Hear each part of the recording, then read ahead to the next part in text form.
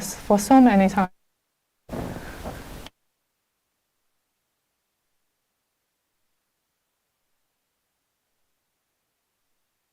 Yeah.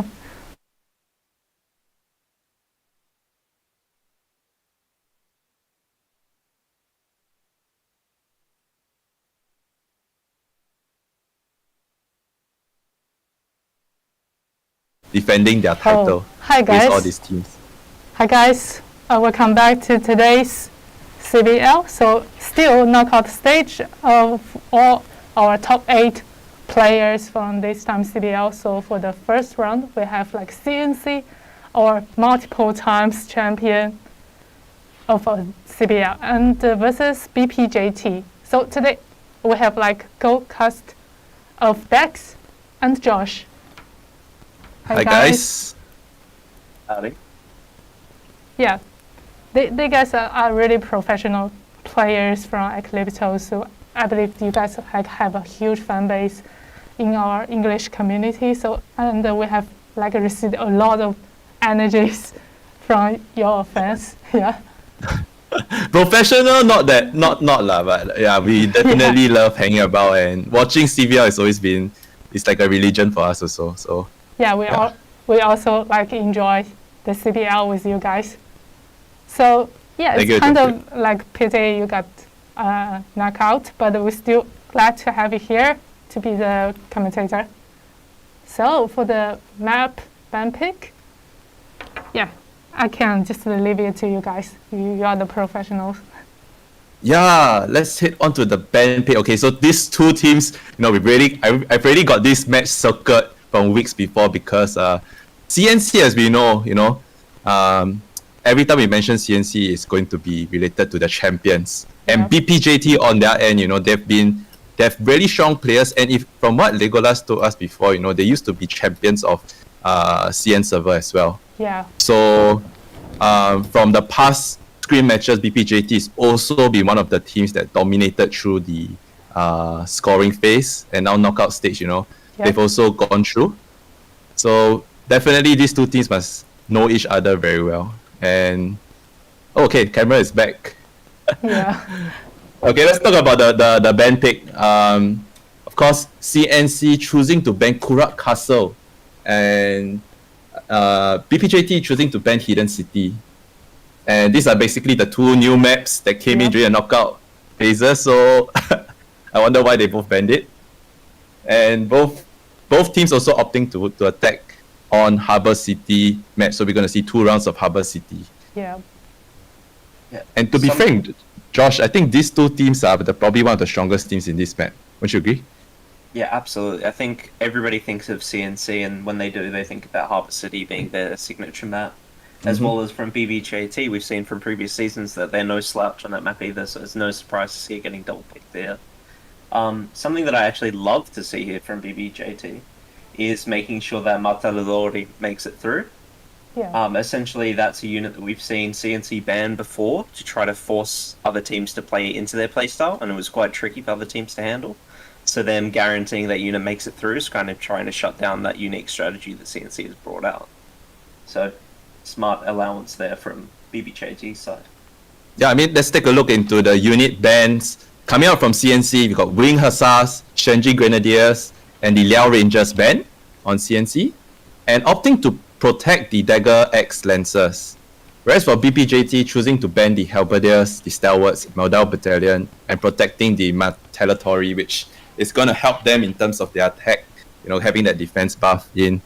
So very interesting bans, because of course we see from both teams, looking at their ban picks, CNC going for a little bit of the anti-cav ban, which is the Wing Hussars, Liao Rangers, whereas BPJT choosing to go for the anti-infantry with the Stalwart and Halberdiers ban.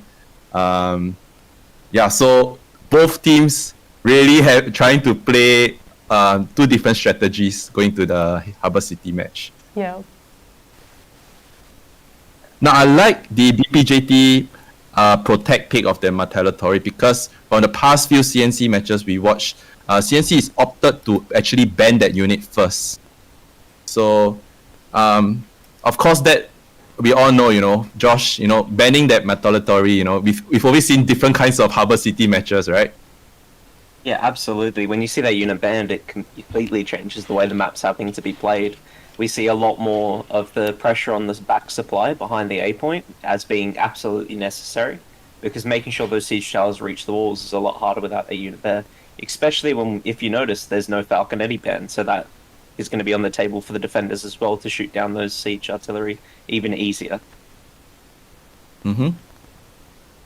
Yeah, and What are your predictions? Yeah. And sorry, AB was saying. In the knockout stage, like CNC, they have like played 2 matches with 2 teams, and they have always picked the Harbour City. And I think from their previous gameplay, they always like hide some new strategies in new maps. So I think that's kind of the reason that they want to play the same map, before the finals.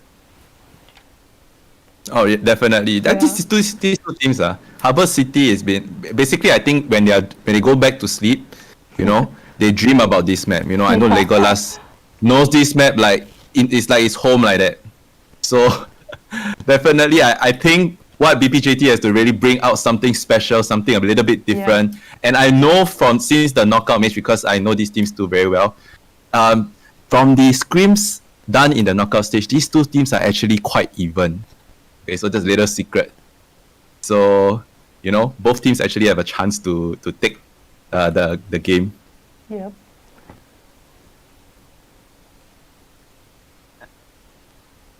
Something else that's a little note as well here is that obviously the main anti-cav that's going to be left out is the Fortebraccio, so it's going to be interesting to see if from BBGAT's side, if they've left that unit open as a little bit of a bait, as we've seen before, to try to bait the enemies into bringing a lot more cav, knowing that it's weaker there. Or even if they're going to factor in the fact that, hey, there's going to be a lot of Fortebraccio on the other side, so maybe we're going to bring all infantry to try to punish that. There's a lot of opportunities there for kind of off-meta strategies that we might see coming to fruition. Yeah, for sure. I think CNC, I mean, it's hard to leave them out of this game, but one thing to note is without those stalwarts and modals and halberds, right? Especially the halberds, we're looking at the 443 comp, which is the tier 4 infantries. Without having a halberds and the most popular, in fact, the most efficient tier 4 unit, which is the stalwarts, TNC has to pull out something out of their locker as well, because we all know how good CNC is in those infantry block fights. I think they are really undisputed one of the strongest teams in terms of when your infantry versus my infantry, right? Yeah. They've always been one of those best teams that just snowballs through the fight, and so far no one is able to stop them. So BPJT opting to ban those 2 key units for the CNC comp is going to be very interesting. You're probably going to see a lot more berserkers, claymores coming out from the CNC side, but still it doesn't do as well of a job as a loyal guard or stalwarts. But yeah, especially not when we see that the dagger axe lances are allowed through. They're kind of a very good answer to both those units being claymores and berserkers. So it's going to have to be a balancing act for both teams on seeing how much infantry they really do bring, how much pike to support, and how much cav they want to supplement as well. Correct. CNC, having these stalwarts and halberd comp is literally like if you're facing an opponent that brings a lot of these 2 troops, and why CNC is so good in it is because the more you attack that kind of setup, which is the stalwarts and halberds, it seems like you get punished harder, because as you know, loyal guards, the moment they get into their bracing comp, correct? It's literally impossible to break down without sacrificing a couple of troops in. Especially if you got heroes coming in, and then CNC always move with a loyal guard, the stalwart, moving together with their halberd sergeants or their halberdiers, And we all know halberds, this troop, with that bracing pike, it's one of the best infantry hero killers, right? Yeah. I remember every time when I go up against a halberd brace, it seems like my hero just melts to 0 HP. Yeah, I can totally get it. Yeah, that's why having that stalwart, which basically braces against any infantry, and having a helpers to protect your back line and whatever you have behind is such a strong call, man. BPJT knows this, and that's why they opt to ban these 2 units of the CNC side. So yeah, CNC has no choice. They can't play as safe as they want, like that their turtle position. Always staying very close, very tight together. Baiting the enemy to come and attack into their fortified positions. CNC has to bring units that needs to be a little bit more open-ended. And the fights could swing either way without having those bracing units. So yeah, I guess we see both teams all inside the room. Yeah. And when the upper bracket of this time CBL, so like both two teams, they have lost no games in the knockout stage. Yep. And the winner of this round will just get promoted to the top 4. So it's just like a really easy ball for them to win the game. Yep. But definitely these teams, they want to win this game because, going through the loser bracket again is additional games need to prepare. It can be very tiring for the whole team also. So not just that, these 2 teams, I think they're both teams from LA. So we're going to see, it's a lot of pride on the line. Who is the best Chinese CBL team? This is going to be very interesting. Look at this lineup, it's basically almost all the top rankers of Frontier. There's literally no new player. Yeah, it's very much a star-studded cast on both sides, really, as we've seen them performing in not 1, not 2, but multiple CBLs.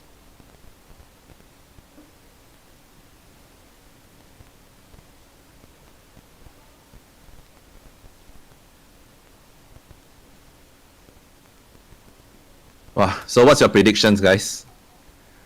Well, our internal team has like a little game before every match. Mm-hmm. We just choose like who will be the winner. And for me, like I think CNC, they will still win this round because we all know that how good CNC is good at using those combination of units and also the coverage they use, and they have like CNC. They have one ING in this time CBL, and ING they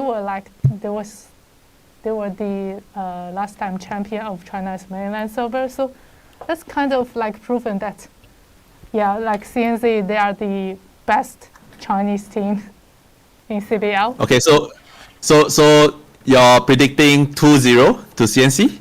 2-0, yeah. Wow, why like that? Like last. Josh, what about you? I mean, I think CNC are an incredibly hard team to bet against, right? I wouldn't be surprised if it's a 2-0 in their favor. But I actually think it might be a 1-1 going onto field, and I think CNC might be able to take that field battle. That would be my prediction here. Okay, so AB, clearly there's gonna a lot of Legolas fans in Booming Games. And Josh going 2-1 to CNC. Okay, I'm gonna be the different one. I'm gonna be the black sheep. I'm gonna say 2-1 to BPJT. Come on, BPJT. Whoa. I wanna see the underdogs win. Legolas is gonna send me a message after this. Yeah. It's like, bro, Send you a sad face. ECL question mark? Where are you? Hopefully he's not watching the English stream. Yeah. No, that's definitely not. Legolas, I love you. Yeah. Okay. Actually, Yeah, but I actually think BPGAT is just one of those teams that stand a good chance against CNC. Yeah. Even though both sides play a little bit very similar and they are no strangers to each other, but if anyone is to beat CNC on their ball game, it's gonna be BPJT. Yeah. I've seen them play multiple times. In fact, they beat ECL also in a knockout, and that's why we're not around. So I'm going to root, out of respect and the spirit of sportsmanship, I'm going to root for the team that beat us.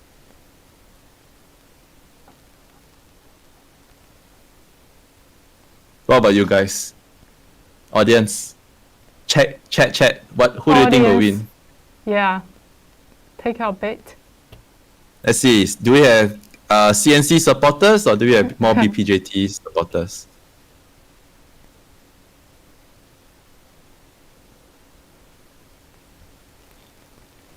We probably will see it a little bit late because the stream is delayed.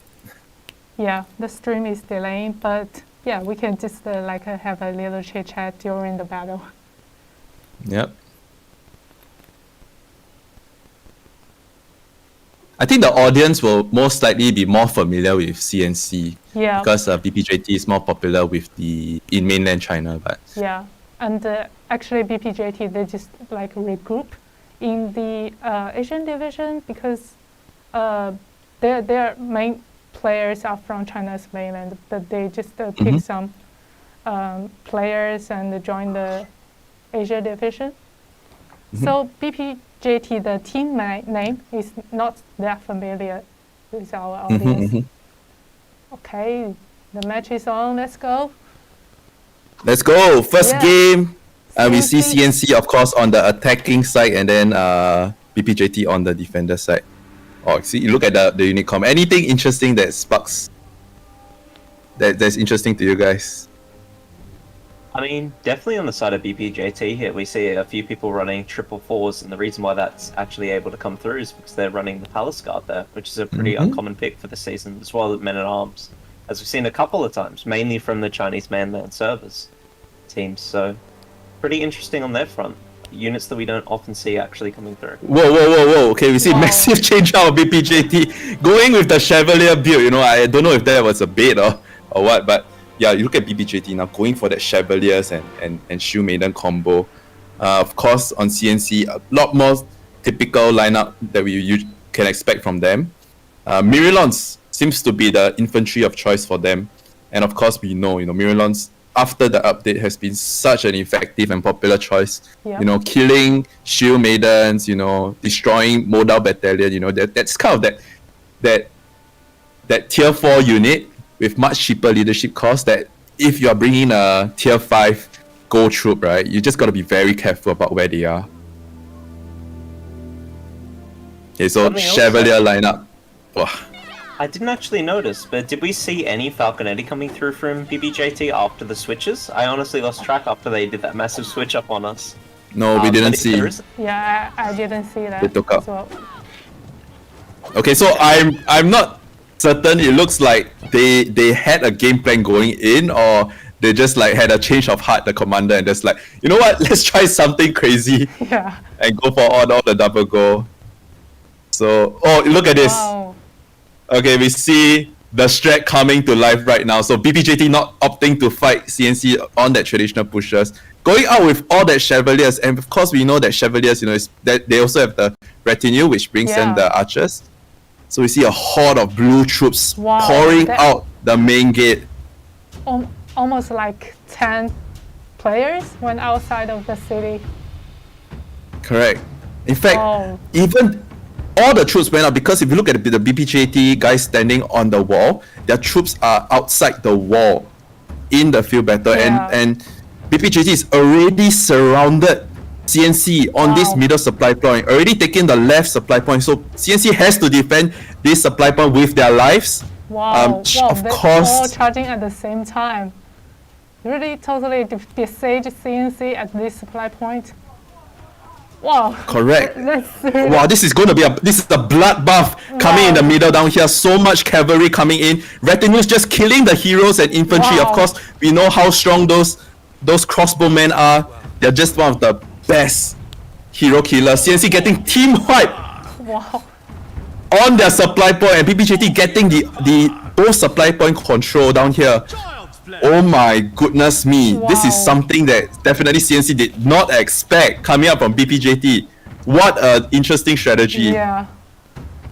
Well, this is totally something new from the whole history of CBL. All defenders. This is unbelievable. We are witnessing history down here. Of course, CNC having one dual blade, trying to cap the A point down there, but they have a spear trying to protect the A point. So everything is already thought out. So the issue now is that CNC has to pick their spawn point together, coming out at one point, and that and secure a supply point of their own. If not, they're just going to be spawn capped. Something really important here is that CNC actually aren't down by that many units yet. They're down on tier 5s, of course, but their tier 4s are numbering almost 400, so they still have a considerable amount, as we see going over here on the other supply now.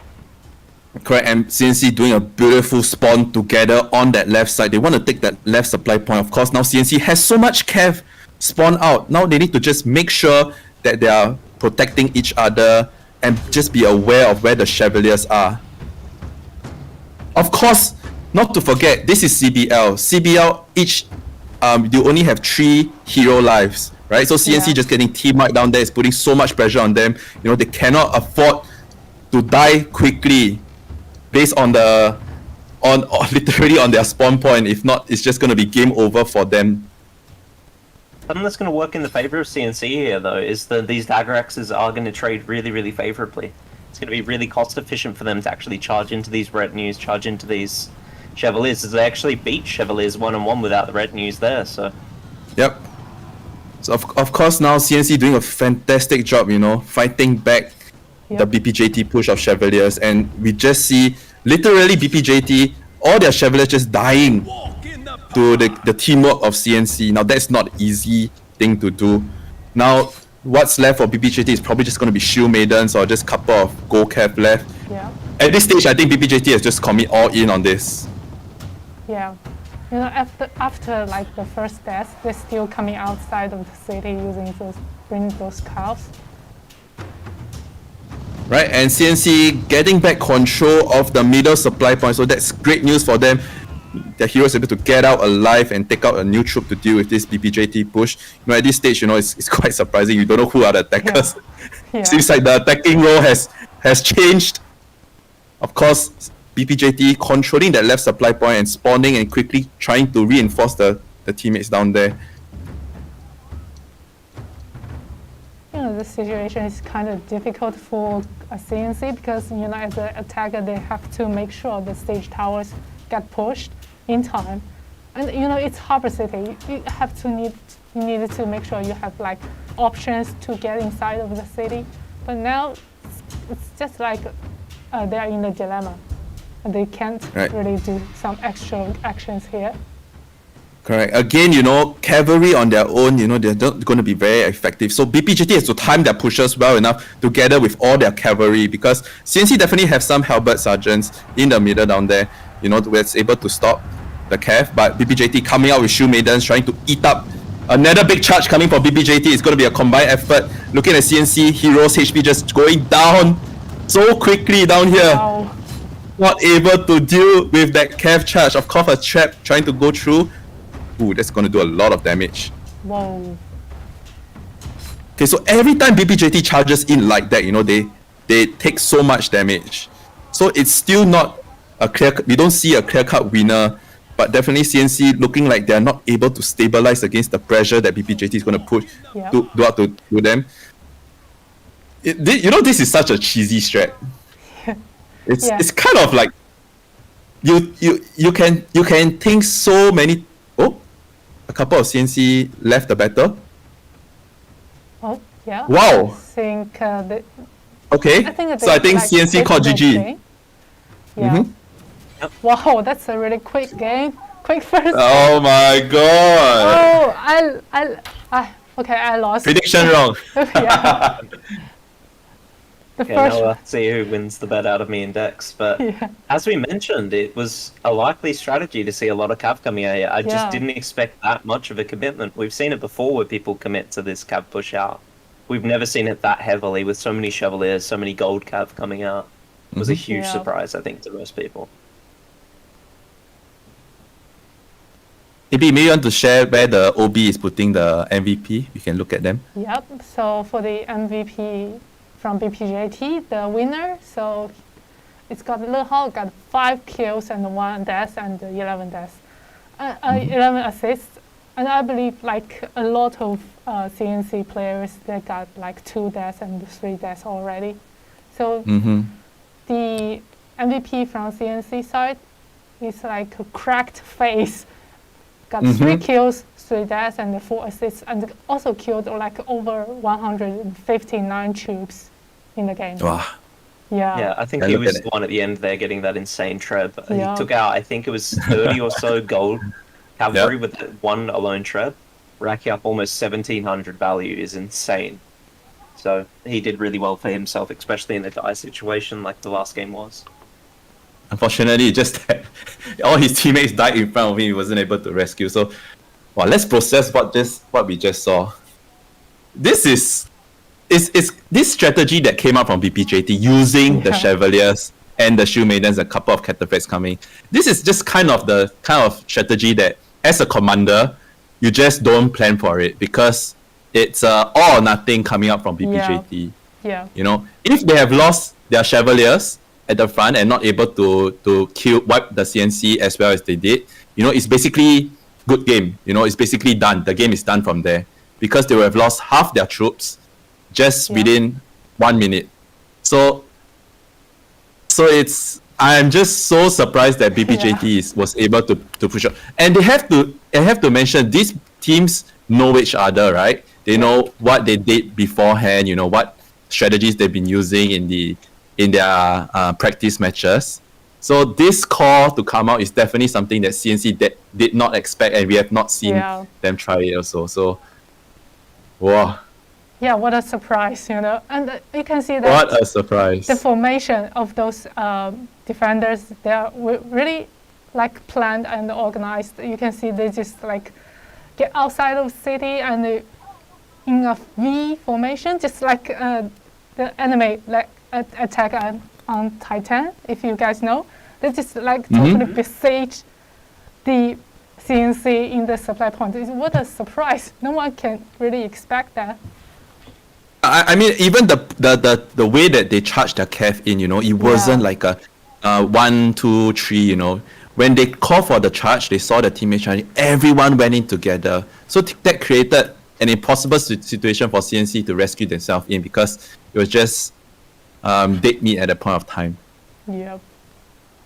Wow. There really was a couple of factors that they kind of missed there from CNC side as well. Something that I thought they actually spotted because they were setting up initial artillery to face the gate. I thought they might have seen it coming, but then they cancelled, obviously, reset, and by the time they went to set up the artillery, it was already too late. Too many of the cav were coming through the door. But not only that, we saw some trebuchets come through on top of the walls instead of into that gatehouse, which would have been a huge factor. As you saw, like a lot of those retinues are quite slow. So being able to get a treb into that main gate would have done a hell of a lot of damage. It kind of feels like they missed a little bit of an opportunity there to scout it when they saw not a whole lot of people were up on top of the walls. That's usually the telltale sign that, hey, they're going to try a cav strat or they're going to try a sally out, rather. But it seems like CNC just failed to spot that in time. Yeah.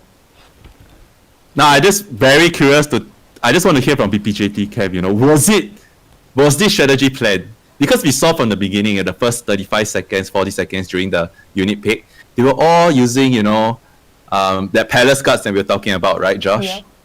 Yep. Everything using the typical thing, and it's just in the last 10 seconds, they all just switched out into this double goal comment. I'm just like, wait, what? Yeah, it's like, I think it's also kind of their strategy to like switch all the units in the last seconds.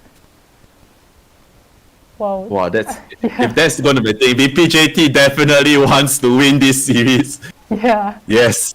Come on, BPJT. Like our audience said, CNC just got caught off guard and they can't really fight back, and they just got like besieged in the supply point like twice. So they just like have to quit the game because they only have like less than 200 units, and a lot of heroes have died like 3 times. There's just no way to, you know, win it back. Correct. Now, the curious thing that I want to see for the next game is, will CNC actually, after seeing this strategy, copy what BPJT did to them? Yeah, because that will be very amazing to see. Yeah, I guess so, because, you know, the guys must be really mad. Like I think he can be really, like surprised by this, so he might to, you know, want to improve and prove the ability of his team. So I think he might be like do something surprising as well. Yeah, guys, I cannot remember the last time CNC lost a game, right? Yeah. In my deepest memories, I think they probably lost a game to TKT, but I don't even know if the series last CBL TKT actually won a game. So now this is CNC losing on attack. I don't think we've seen it before. Yeah. I don't think we've seen it before. So wow. Okay, credit to BPJT. So what's your prediction for the next round? Nah, I think CNC is gonna bounce back, you know. Okay. I thought you bet think- that BPJT was gonna win. Yeah, I predict 2-1. I predict 2-1. I Okay, still okay. think, you know, you don't ever count out CNC, but to see that come out down there is just blows my mind. Like, can we see that more? Can we see more of these threats, please? Something that really works in the favor of BBJT now is we're going to see that Martellatori allowance come through as well. They're going to have those golden farmers to push those siege towers to make their job a lot easier on the attack. Yeah. That's a Precisely. really huge factor. Yeah. No, I totally think this is all mind games, you know, because BPJT protected the Martellatories, guys, if you remember, Yeah. right? So that they are allowing, and if I'm the attacker, I'll be thinking, look, these guys definitely want to protect against the Martellatory. They're definitely playing for war. I would never expect them to come out with cavalry just like that. Okay, so let's see game 2. Yeah.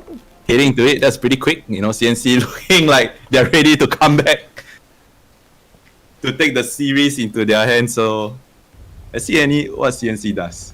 Yeah. The game 2 start, and the BPJT, they are now the attacker. Let's see what will be the final lineup of their choice now.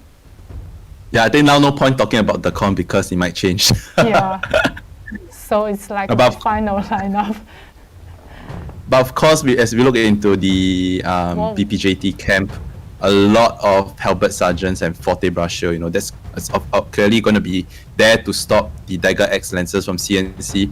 CNC opting to use a lot more cavalry, Yeah. looking like they've got about 13 to 14 cavalry against BPJT's 10 cavalry. Of course, infantry of choice for BPJT is the palace guards, which you don't see from CNC. Yeah, so this is looking like a more typical defense from CNC Yeah. with the cavalry and everything. And I actually really like CNC's team comp here. They're bringing a lot of the claymores, which are going to trade insanely well into what BBJT is bringing up on top of that 8 point. Really, the only weakness of them is usually just the cavalry.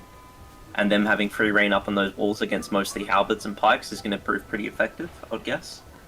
Also, they have the one banner guard, which we see from time to time from teams. I think it's a fantastic unit for the utility it provides. Obviously, giving a banner to your hero, giving him unique abilities that allow the team to capitalize on that, I think is a really cool way of attacking this point effectively.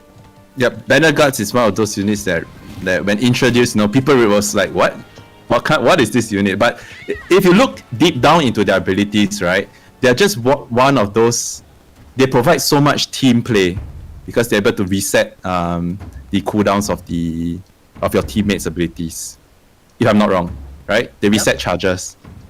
Yeah, They so do, that's gonna give their, for example, the Miralons, which has probably one of the best charge in the game right now for infantry. Additional charge through and be able to sustain even longer. So I like that pick from them. Of course, very typical what we see now, you know, Martellatories pushing the towers for BPJT side. You know, CNC, they didn't bring a Falco, so everything has to be done using the Culverins. And of course, we know for defenders, it's going to be 15 Culverins down there. What the defenders' goal is probably to try to get the towers down until the 6-7 minute mark, and then we will see BPJT having to force themselves into a fight. So let's see how it turns out. We also see from CNC here, they're really not actually using a lot of their artillery. It seems like they want them to come onto these walls to fight. rather than taking fights down lower onto that supply, which I think is a pretty smart play considering their composition. Correct, and we already see the health of the towers, just leaving around 20%. So what they're trying to do is to bait the towers a bit nearer, so that actually delays the whole spawn of the towers again. And that's what do we see? Sorry, something I see from BBJT. I love this. I mentioned it really, really early on in this tournament. But you see, they're actually friendly firing their own towers to set them on respawn earlier. That's fantastic play. Yep. They've seen that, hey, CNC are trying to lurk these towers, make sure that they get the maximum amount of time. No, we're going to shut that down. We're going to shoot our own towers. We're going to make sure they fall earlier and put them on a quicker respawn. I absolutely love to see that out of this team. Yep. So that's actually one of the things that, especially for the audience, in high-ranking games, we see a lot of these things happening, As a defender, you want to make sure that the tower is as close as possible before you destroy it, so that it just takes longer for the attackers to get moving again with the towers. So that's great coordination by BPJT, I think they saved themselves about 15 seconds just by doing that.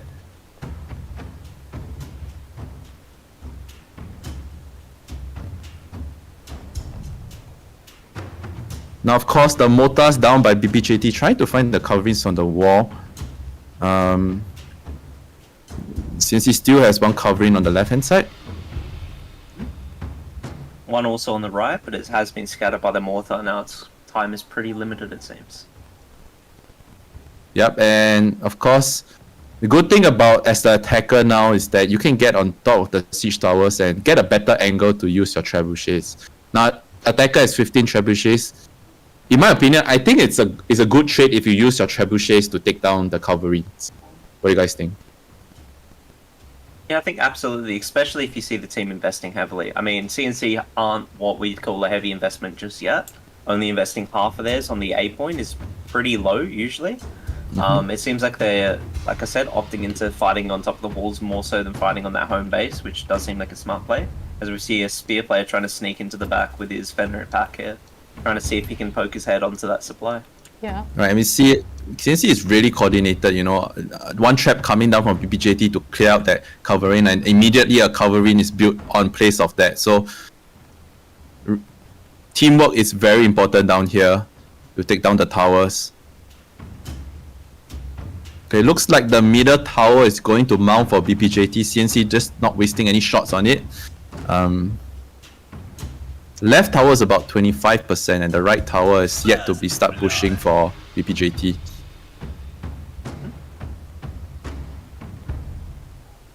Now, of course, at this stage, CNC is down to their last 4 artillery.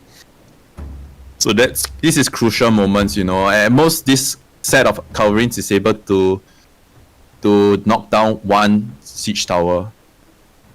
So will BPJT wait for the towers to push, or will they just opt to just rush in through and try to get a supply? Okay, looks like BPJT going back to resupply, taking out new troops. I think they know that they've already wasted enough coverings of the defender side. This is looking like they want to go through the main gate. Yeah, especially with the cav swap, it's a little bit of a tell here for CNC if they're able to spot it, that they are going to focus on either the side or the main gate here, guaranteed. As obviously that unit can't climb ladders, so... Yep, BPJT is ready to push in now to force a rotation of CNC to vacate the wall. So, let's see. Oh, moving up the siege tower. Now that's a little bit risky because that's a big choke point for the defenders down there. If you were to commit out there, I think that's not very sensible. But it looks like just a fake down there. Definitely, they want to pull as much attention they have onto the wall so that they can go through the main gate. Legolas from CNC scouting on the main gate. So that's a nice call because I'm sure the whole team listens to him. Yeah. Now BPJT, look at this, opting to rush through the main gate right now at the 7-minute mark. This is a good time for the attackers to push through and try to take the supply point. CNC are really quick to react here, though, as they're coming down the stairs already, ready to position up and posture for this fight. Nice trap coming up from BPJT, cutting off the reinforcements of the CNC camp. Of course, one that... Switching direction again, go from the siege towers. switch left and right. Now, Yeah. of course, if they full commit the day, they have to be quick. You know, they have to get at least half of their troops up onto the thing. Whoa. Oh, they make Three it heroes. through. 3 heroes, 4 heroes going down on the red side. Whoop. Wow. One hero Huge just left by volley coming falling. through from the Zerkian militia as well, completely shutting down that rotation. It basically has won this fight for them on this siege tower. Correct. This is big losses coming out from the attacker Oh. side, BPJT. That was not a push quick enough that they wanted to take. Yeah. CNC, of course, rotating very quickly. Now the issue now is, of course, Well, Wait. nice defense by CNC, and actually the great point is that CNC they moved quickly enough, and they are coming back to the point from 2 directions, so making sure that the BPJT they just got no way to make breakthrough to the point. yeah, I was wondering how did the supply point fall from BPJT, as we see there's one dual blade hiding in the woods down there from CNC. That'd be He our needs- boy that we've. he needs some before, screen yeah. time. Obi, please show him. Always interesting to watch him as we see him getting on another cannon here, ready to fire into the back of BBJT. We've seen this a couple of times out of him. Right. So, but something I loved there from CNC that was really smart was the units they chose to left behind. They left behind 1 unit of halberdier sergeants. They left behind 1 unit of the Royal Janissaries, or sorry, Silidars now, and they left the Zerkian militia. And those 3 units allowed enough unit killing and enough stagger with the Zerkian militia volley. They shut down the entire 15-man push. Yep, of course, BPJT now. This is time is very crucial now for the attackers to try to take a point now. I think the most sensible push would be going through main gate. You know, Yeah. having seen their siege tower push failed, they have to invade into the defenders area as fast as they can. Of course, the tour blade down there just using all that 3 cannons behind, you know, catching off any troops that are moving. Will BPJT want to attack this supply point on the right? Child's play. Something I also wouldn't be surprised to see is if CNC just chooses to bunker down. With only 4 minutes left, it's going to be hard for BBJT to actually get up here and contest. Yeah, definitely. CNC has the luxury of going through one extra fight now because, as we saw, it was a landslide victory by them on the first push. I don't know how that BPJT hero fall, but of course now they have control of the supply point. Something's really important for BBJT here, though, is they need to plug this backside. They need to make sure that CNC can't just go to this other supply, as we see there's 2 heroes now running to it to grab fresh units. Correct. They've really kind of let that opportunity slip a little bit because they're allowing their enemies to grab a resupply for free. Yep, a couple of CNC heroes we see, you know, just ignoring the wall now and taking out their cav and trying to slow down the push of BPJT. Now BPJT, of course, on this side now, time is not on their hands. They have to go in within the next minute or else they'll just not be able to cap the A point. So, of course, what CNC wants to do is to fight on the stairs down there because that's going to be the safest option for them. Yep. Without the traps, being in danger of fighting the traps. Ooh, another halberd ski eaten by BPJT. But also that Halberd's been throwing away just to buy some time as well. Bought them at almost 20 seconds by itself, so that's actually a little bit of a win there for CNC. Yep. Of course, BPJT opting to go up the left stairs. Now, this is a great position to set up on because, as you know, the left side is the furthest away from a supply point. And they have to make this push quick. Again, time is running out for the attackers down here. Oh, not the full BPJT team is on the wall. Just about Yeah. 7 to 8 heroes. Now, the numbers are very even from both sides. Of course, a trap is going to do wonders for the attacking side here. Nice trap into the brace composition of CNC. But of course, the front line sustained long enough. It looks like the front line troops just falling down so quickly against the bracing com of CNC. BPJT getting wiped once again on the attack. Really big factor there was that they just didn't really have any damage dealers on the side of BBJT. The only damage there was the Zerkian militia, 2 of them there. The rest of them were just pikes and shields, essentially, not really able to deal with the infantry that CNC already had up there on the walls with the claymores, with the shield maidens, and with the sorry, it's slipping my mind now, but the tier 4 Roman shields as well. Yeah, I think that's probably due to the fact that BPJT probably has just too many people on Cav right now, about 5-6 heroes on Cav, so you're not able to support the push on the wall. And that was a shame because after the first fight, losing so much infantry troops, you know, you're kind of a little bit on the back foot right now for the attackers. Now it's just a scrappy fight.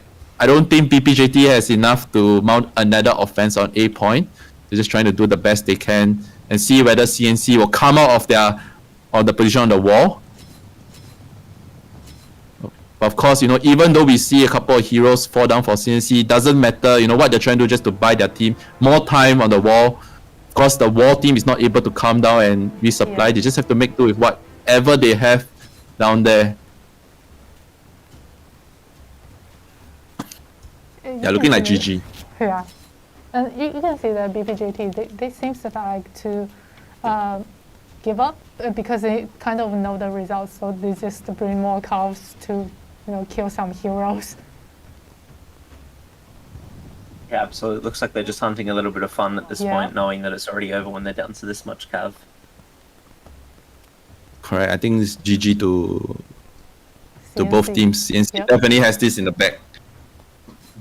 1-1 now. It's tied up. 1-1 now. Yeah. So let's see the MVP from both two sides. The winner side, CNC, Bingcha iced the T, got 2 kills, 0 deaths, and 7 assists, and killed 92 troops in the game. Oh, a lot of like Herberdius and the Cuffs got killed by this hero. Yep, and as we see there, the units that have been killed from CNC, there just wasn't a lot of melee firepower there for them, really. There was obviously a few shield mains there, a few halberds, a few pikes with the Fortebraccio as well, but not really a lot of relevant damage for them when it came to the infantry fight, and that's where they really did struggle. Yeah, I think the game was lost after the first push from BPJT. Now they need to understand, of course, you know, CNC is a team that rotates very quickly. They know that the only 2 avenues for them to lose the A point is from the siege tower, or if their supply point is being kept. I think it was just too risky from BPJT trying to just brute force their way through such a narrow pathway on the siege tower. Yeah. So the MVP from BPJT is Zhen Bafeng, got 2 kills, 1 death, and 3 assists. A lot of important kills for him there as well. We can see he's obviously killed the tier 5 Roman Javelin unit there, and that's a pretty big carry unit that was utilised. We saw a couple of them brought by CNC, and they were used to pretty great effect in that battle. So well done to him to shutting down essentially what was one of the carry units that was important to shut down. Yes, finally we get a feel better. I've not seen CNC play feel better, to be fair. I've not seen, so you know, feel better is really a coin toss, to be frank. Any team has the opportunity to win for feel better, and that's why I think it's a perfect. It's the perfect map to end off a tiebreaker. You know. Yeah, absolutely. And just like Josh predict, we're gonna see the field battles, and we haven't seen like grassland for so long. So yeah, we got a chance to see CNC in the field battles again. Yeah, something that's going to be in CNC's mind is, are they going to bring that many Chevaliers again? Obviously, they brought them on a defense, which was quite unexpected, but now it's a field battle where they're actually super relevant, super able to be used. And that's going to be a really important factor in this battle, is who can actually win the Chevalier fight, who's going to be bringing the other anti-cav options that you usually bring.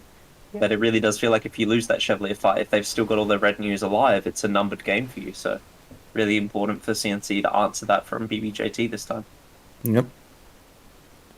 Now I think my prediction is still alive. I'm still saying 2-1 to BBJT. So, you know, but CNC definitely is one of those teams you just don't count out against. But definitely they are not being, so far no one has pressured them into a third game. So let's just see. Of course, Chevaliers, when we talk about this unit, right? I think the unit itself isn't really special. Yeah. The issue about this unit is just the hero killing ability by those crossbow. Yeah. They Yeah. got like long range the retinues. Correct. Because if you look at the unit, it's a perfect attack plus defense. Because the Cav, if you look at the stats, it doesn't really do any charging damage. Yeah. You know, it can't really sustain in. You can't take down a modal or a pike or really kill off any infantry. You know, the job of the cavalry in a Chevalier unit is just to tank as much damage as they can for Yeah. the crossbowmen, the retinues, right? Yeah. But the thing about the retinues is that those guys can just go down. They literally have 0 HP. It dies so easily, right? If this locked down by 2 heroes just jumping in, it could be a maul, could be. I think they even die to short sword attacks, you know, or something. It's just so it's a super high risk, but it can pay off very well if the opponent doesn't know how to fight them. You just need to ignore the cav in front and just jump the retinues at the back. Yeah, I wouldn't be surprised if we see CNC here prioritize a lot of mortars on this attack as well, because the fact that mortars do one-shot those retinues, which is really important to know when it comes to that matchup. Yep. Right.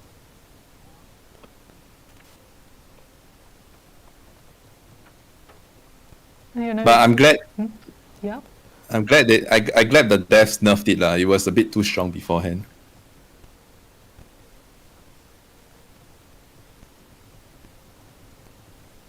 I'm expecting big things for BBJT. For them to pull out that strat in the first game, you know, they probably have something up their sleeve for few. Yeah. Knowing they obviously can't use the strategy twice, it would have been smart for them to prepare a field, so I wouldn't be surprised at all if we see a very rehearsed strategy coming out of BBJT here. Yeah. You know the funny thing is that I would actually do the same, because I think there are just not many teams that is able to beat CNC in just a fair and square fight. You know, you gotta come up with something creative, something so audacious, something so crazy that Yeah. Legolas doesn't plan for. You know what I mean? Yeah. You just have to do something crazy, go out of this world, you know, probably have a few drinks before you do it, and then just try to do it. So I think for Feel Better, let's hope they bring something Yeah. different. But you know, in the last siege battles, the BPJT, they actually did something really crazy. They just, you know, sent all their infantry go to the siege towers, but they just couldn't make it because CNC, they got, like you mentioned, they are so good at the rotation. So so maybe in the field battles, CNC, they got a chance to react to their crazy ideas or plans. I hope Yeah. BPJT brings something crazy. Yeah. But definitely today's match is gonna be remembered by a lot of our audience and a lot of players, because we got the chance to see such a crazy strategy by BPJT. Yep. I wonder if this is gonna be this match, you know, is gonna be it's obviously seen by everyone, so many people. Maybe we'll start seeing Cav pushes out in Harbour City match in our siege Yeah. games. Maybe. Yeah, maybe. Oh, that's gonna be hell to do with. Goodness me. Yeah, because if you match up with some random players, it's just like totally impossible to do so. Yep. Exactly right. It's very hard to respond to that kind of pressure when you're not fighting in obviously a 15-man stack as we see in CBL, so Yeah. evolving to try to take that on is going to be quite difficult for a lot of players, but it brings a unique challenge to them as well. This rush out Cav thing, you know, we never see it in Harbour City. I remember, you know, the map Warfort, Yeah, where Warfort. players defenders can spawn on the B point. I've seen that strategy happen a couple of times, but for them to pull out on Harbour City, it's crazy. Yeah. Especially like the all out. Usually we just see like, I remember in previous games, we have like a defender send one players with scarves going outside the city, but not like this kind of like huge formation. Yeah. Yeah. And this is really CBL because Yeah. it forces you to really think out of the box. You know what I mean? Yeah. Especially when you are facing like CNC. Yeah. Yeah. Yeah. Something that also would have had CNC like second guessing that they were going to try that kind of strategy is with the Wing to SARS band. Usually you wouldn't Yeah. ever see that kind of attempt because usually they're the crops, usually they're the unit that does all the damage, while the retinues just try to kill the heroes. But we saw obviously with 15 Chevaliers, it seemed like just sallying out. It's a pretty hard thing to react to. Yeah.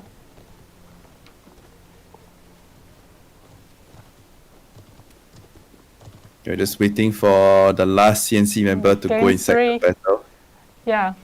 It's gonna like decide who you guys decks. Josh, who will be the winner of today. Yeah, that's I'm what- hoping BPJT Yeah. because I always support underdog. Sorry, Whoa, Nicholas. you said You're you too are good. friends with Legolas.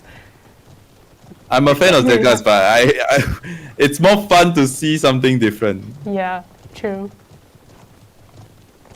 I'm a fan of the competition. CNC win too many times. No more. Yeah.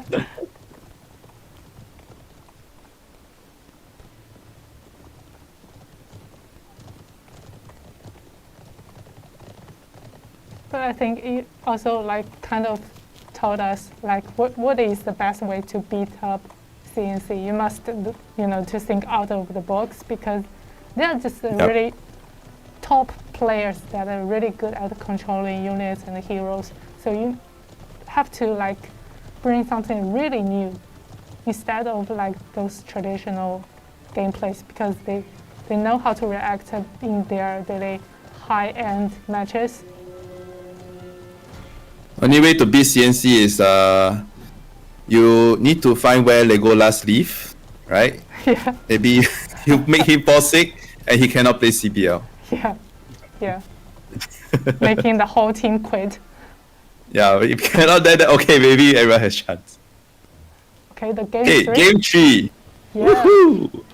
Finally, grassland. Wow, oh, this is CNC versus BPJT. You know, Ooh. regardless of the strategy, whoever wins this game is the deserving winner. So of course, we see so much Chevaliers coming from CNC. Now, Legolas told us that he doesn't like this unit at all. And he thinks, well, he's Okay. a stupid. It is one of those units that is very dumb. Yeah, And now we see them bringing out. It's a change of heart. yeah, both two sides bring like almost all cavalries, and a lot of them are chevaliers. Yeah, BPJT, opting to bring a few ball boys and Veneral Pack. Now, based on this look alone, I think CNC has a better lineup because they just have more gold cavalry. The Chevaliers are definitely going to be able to stop the cavalry from BPJT. If you want to beat in field battle a Chevalier spam like CNC, the only way is just to bring more Chevaliers. I'm sorry Yeah. to say. You can't do anything much. But let's see. Maybe BPJT has, of course, they have a little bit more battle control in terms of because the Chevaliers is one of those very slow units. They can probably move a little bit faster. But when it comes to the team fight, I think CNC has a little bit of the advantage. So let's see how they do. It's going to be an AC from both teams, or it's going to be a big fight on B. Something I never thought I'd see as well is from the side of CNC, we see a Blue Archer actually being brought out. Forgive me for being mistaken, but I actually can't. Oh, it seems like maybe Wait. there was a bit of an error. Maybe Oh. that was the exact thing I was talking about. Maybe there was a bit of a DC and he couldn't change his units. As I wouldn't Okay. usually expect to see the Blue Archer being brought out on a field battle. Oh, so this is interesting. Okay. So I guess we're going to have a rematch, right? Yeah, Yep. I think so. Now this is so big for BPJT because they're able to see what CNC actually brought out for the first match. And if I was BPJT right now, I would just be like trying to adjust and bring a little bit more Chevaliers. Okay, so we will have a rematch because Oh. some issues. Oh, I believe that some players join the match as the OB, so guess we Okay. will have to rejoin the. Okay. Oh, maybe I was in for CNC. Oof. Wait. Yeah. Oh, you're really a fan of Legolas. Yes. Let's pick me, please. Okay, but wow, okay, so this is the big thing about rematches, right? Is that both teams are able to see what they brought Yeah. out for the units. Yeah. So, that could really change things up because that's the biggest advantage, Before a match, you don't really know what the opponent is doing. You only can control what you have. Yeah. Now, if you're able to have a look into what the opponent is bringing, you're able to adjust your unit composition to match up against them. So, of course, now beforehand, I was rooting. I thought that CNC would win this. Now I'm not so sure. Yeah. I hope BPGT just takes out that few ball boys and realize that CNC just going for full calf. Yeah, maybe they are discussing and switching their plans right now. Okay, so now we are waiting for both two teams to join the room again. So guys, please wait for a few seconds. And I believe today we are gonna witness a great match between BPJT and the CNC. Both two teams, they got a huge potential to be, like I can say, this time CBL's champion. So yeah, it's like a really intense game already in this time CBL.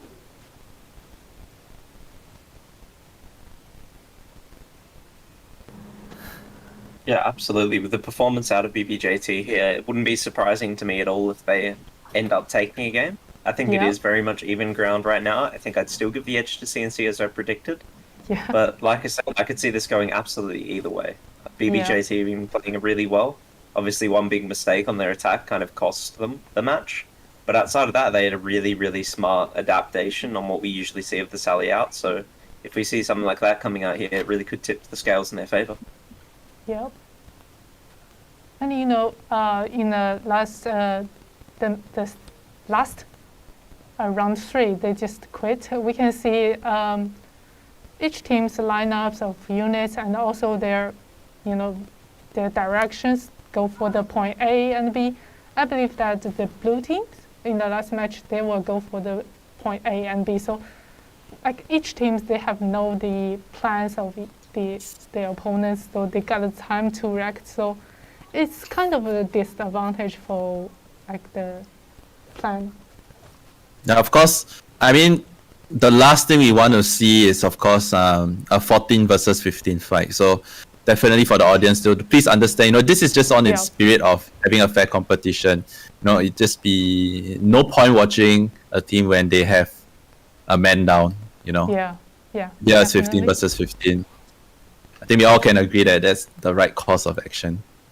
Yeah, and if both two teams are cool with it, so we can just have a rematch. Mm-hmm.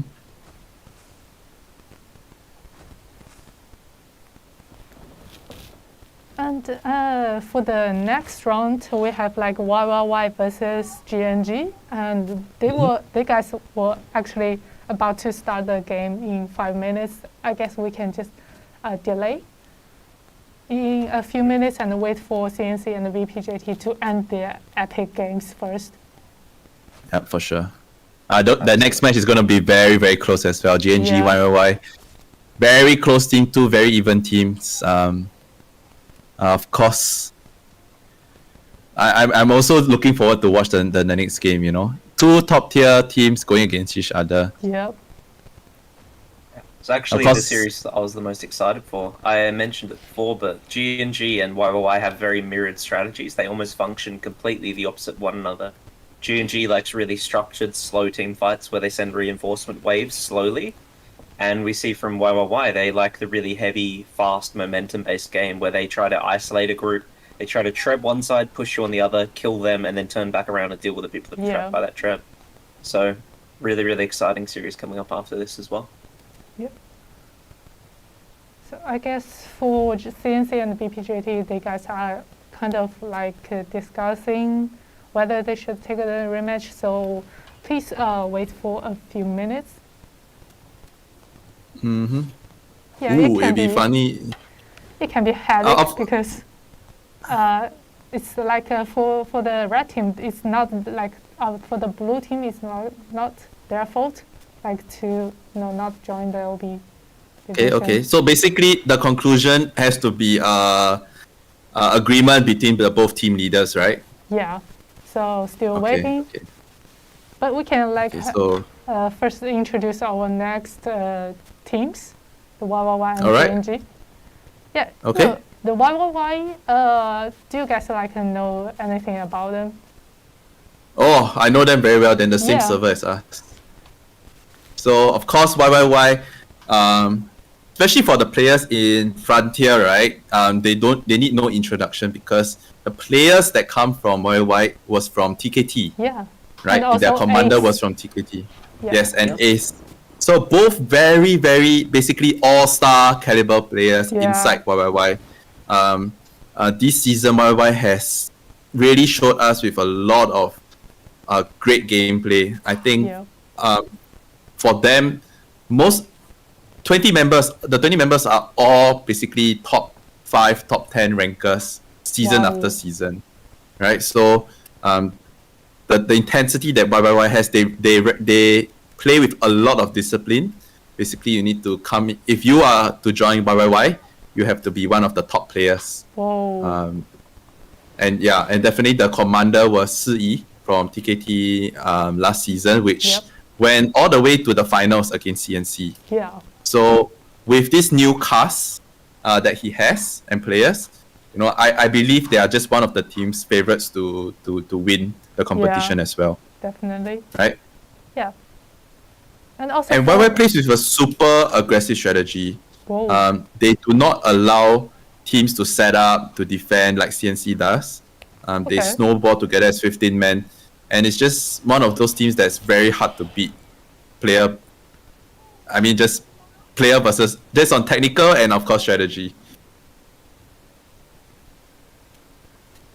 And for GNG, they are also like a Japanese team. They were like the top 16 team in previous CBL, but they come back like really strong because they are now like in the upper bracket of this time CBL, and they have like not losing one game to teams.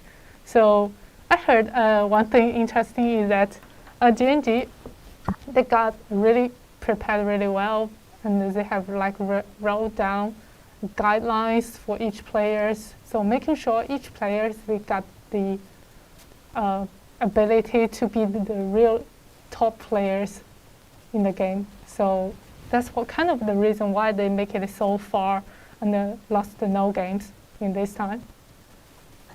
Yeah, I think GNG this season is not the GNG that we saw before. Yeah. They really want to take this CBL seriously. I remember when the CBL was first announced and the servers created, they were the first team that actually registered and was Wow. 15 men, 20 men ready waiting in the server looking for people to practice against. Of course, Legolas shared with us that in the map Heilong, they actually did like a 50-page PowerPoint slide Whoa, yeah. for their team to do. Yeah. With each player, you need to do what, this, you need to do the X and Y. So even though that their players are probably not the most famous players in the server, but I think they are one of the teams where you can't help but root for them because of how hard they prepare. Yeah. Yeah, especially with that kind of preparation brings a lot of benefit. When their team is that rehearsed on what they're meant to be doing and what they have to do, even when you have like rough things thrown at you, like that sally out strategy, they still have a clear direction of what my function should be, what I should be looking to do for my team. Yeah. And having that is a huge advantage when it comes to disorganized fights where you're scrambling to think what to do, because it's already rehearsed, it's already in there, just ready to go. Yeah. It's just like a rehearse and a real performance. But,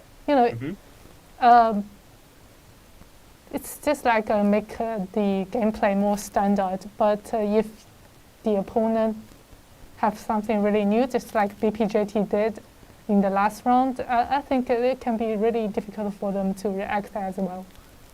For sure. Yeah. Because you only can really plan for a couple of scenarios. But still, GNG this season also they joined CNC in terms of their alliance and everything. So definitely have a lot of input from Legolas, the best commander himself, and they're just one of the teams that you enjoy watching because one thing interesting about GNG is also that all their players wear the same attire. Yeah. They are Minotaur. So they're really trying to believe that they're really one team, and it's quite intimidating to watch Yeah. and go up against. I wonder if we can pull out the map and band picks. Should we talk about that? I'll ask Jessica if they can show us. This looks like the game 3 is still in discussion. Yeah. Because, even though both two teams are really familiar with each other, but it's like competition, and the results really count. Especially now it's one versus one at this moment. I can totally understand where BBJT is coming from because look, the disconnect on CNC side was something. It's part of the competition also. We've also gone through many games where look, if let's say your player disconnects within during the match, Yep. is it supposed to restart? You can't, what, right? Because everyone's already invested into that strategy and everything. So especially when you're fighting CBL with money on the line, you've got $17,000 of prizes, to give out. Yeah. This is something that if they can take a stance on, they can say, look, you guys disconnected, you guys left the game. You didn't ask me whether you want to restart Yeah, or that's not. true. And I think there's an argument for them to be made. Yep. And because if CNC left the game without asking BPJT for a rematch, then the decision should be given to BPJT whether or not the restart should happen. So still negotiating. So I guess we can just check the map and the unit band pick at this moment. Okay. For the second round, YYY against the GNG. Okay, so for the next round, GNG will be the attacker in Linwu Fortress first. And YYY choosing to attack Hidden City. Wow, okay. I don't think I've seen them play Hidden City this round. Yeah. So this is something new. Yeah, it seems like a little bit of a pocket pick here, as obviously we see Huling and Harbour City, which is both the maps we've seen YYY perform on, have been banned out by the respective teams. Having Hidden City and Linwu open, I think, is a really, really smart way of making sure that, hey, we've got something that we've prepared for more than you guys, hopefully. And it'll be fun to see what they kind of plan. I'm especially interested, actually, in Linwu. As Hidden City, it feels like there's a little bit more of a formula to. Yep. And Linwu seems a lot more open to interpretation, so it'll be cool to see what's actually brought out of the teams here. Yeah, I think Linwu Fortress I think this could be a very important pick for GNG because, as you know, YYY has literally 20 of one of the best technical players that you have in the game right now. Yeah. So by limiting the amount of players that YYY can bring to the game, to the map itself, GNG, I think, has a better chance to go up against YYY in a smaller scale fight. So I like the pick coming up from GNG. Of course, the ban from YYY is going to be the Falcos, Halberts, and Stalwarts. And GNG banning the Nafan Guards, Miralons, and Wing Hussars. Okay, so YYY opting to ban the infantry of GNG, while GNG opting to ban just a little bit of everything. Yeah. I mean, that flamer ban is really, really important for Linwu. Obviously, there's a lot of wall fights, a lot of choke points, stuff like that, and really, really close quarters fighting. So banning out those flamethrowers allows them to not be punished as hard when they're blobbing up their infantry. Well, nice. I think we might actually get a game 3 from CNC and Yeah. BPJT. I see a lot of BPJT joining the room.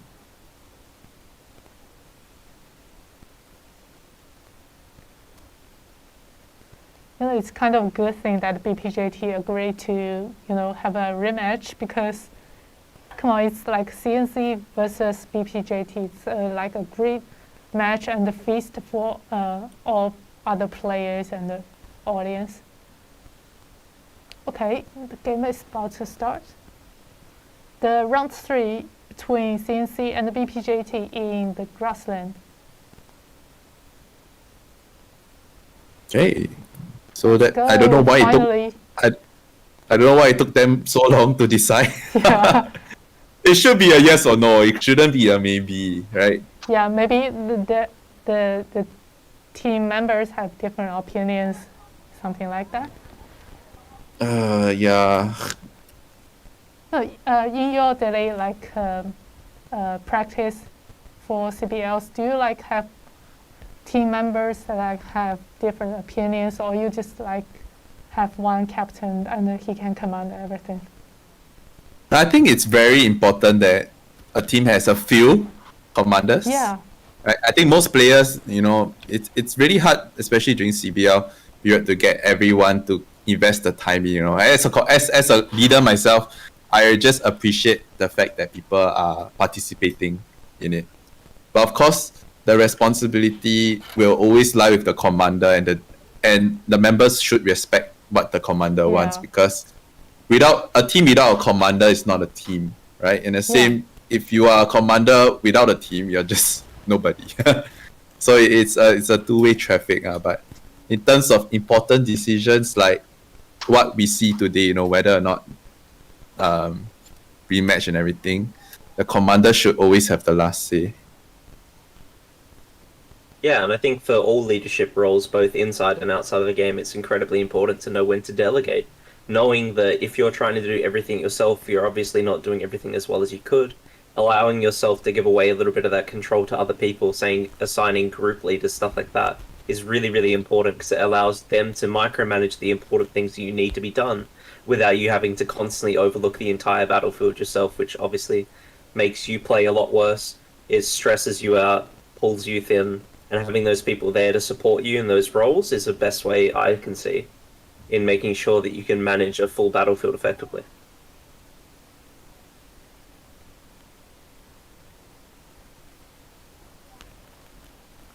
Okay, so finally, we're still waiting for those two teams to join.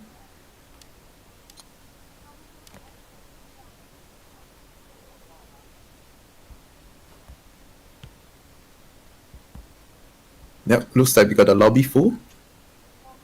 Yeah. Okay. About to start finally. Yep.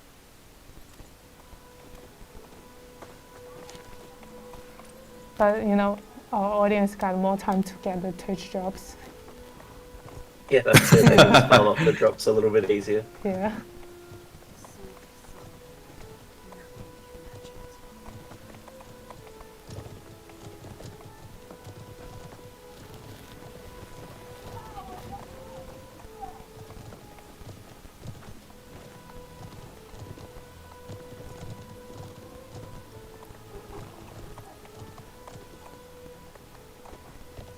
Okay, so for now, BPJT has agreed to rematch with CNCs, and the game 3 between the both two teams is about to start in grassland, the field battle. And in the previous two matches, we have seen both two teams use a lot of cards, especially the Chevaliers. They least like the units by Legolas here. And let's see what the round 3 will be. Yep. Okay, there's a lot of people having opinions about this rematch. Yeah. I mean, at the end of the day, CBL, it's about celebrating the Conqueror's Blade, right? And the competition about Conqueror's Blade. Yep. So definitely the team leaders especially, without the teams also, this competition will not be possible. What I think the system that we have, of course, is not perfect, but it at least gives ownership back to the team leaders on what they want to decide.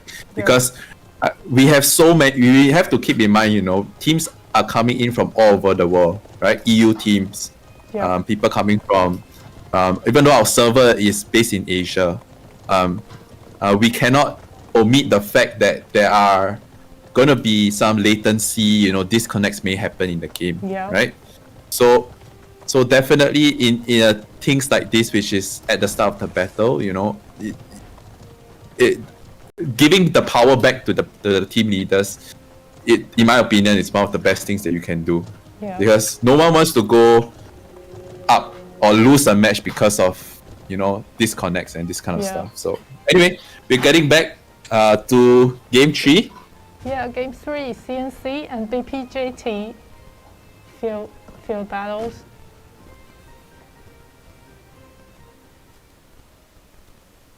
We'll have to see if they choose to change up their unit builds. Obviously, could Yeah. have been scouted by the enemy at this point, or if they're going to remain true to what they were originally planning to bring.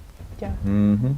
And I kind of know the reason that why BPJT would not not willing to have a rematch, because like their opponent has seen their plans and their lineups, so it's kind of will be the disadvantage for them.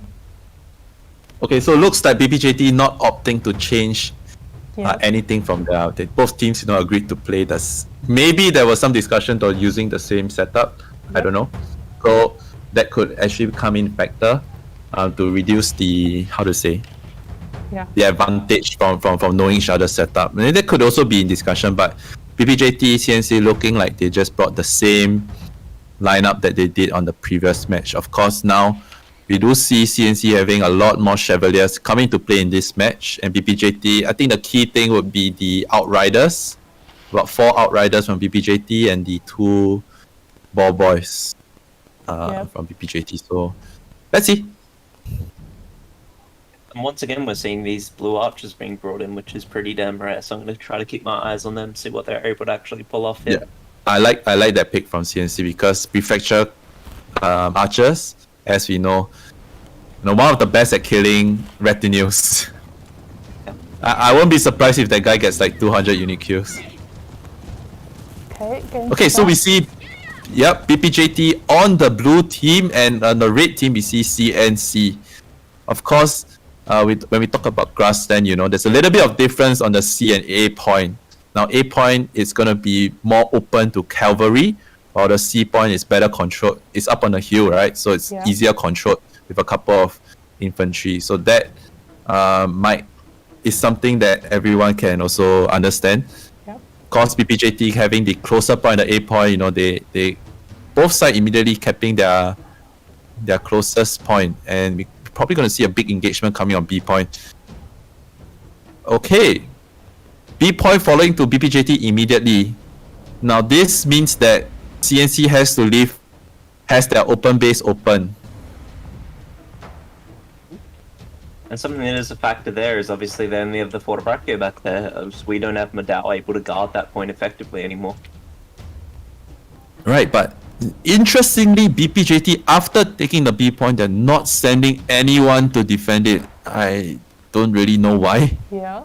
So looks like both teams are just playing a chess match right now, Who is going to be the one that takes the first engagement? This is what we usually see from very high tier lobbies. Obviously in this game mode grassland, it's not so much about controlling the points, it's about protecting your unit count and your hero deaths. Yeah. So I think these two top teams, they understand the flow of how grassland is. It's 10 minutes still. There's no rush to take any point because any point can just fall down within 10 seconds of cap. So yeah, we're probably going to see a lot of skirmishes break out, and then we'll see whether there's going to be a first opening of the game itself.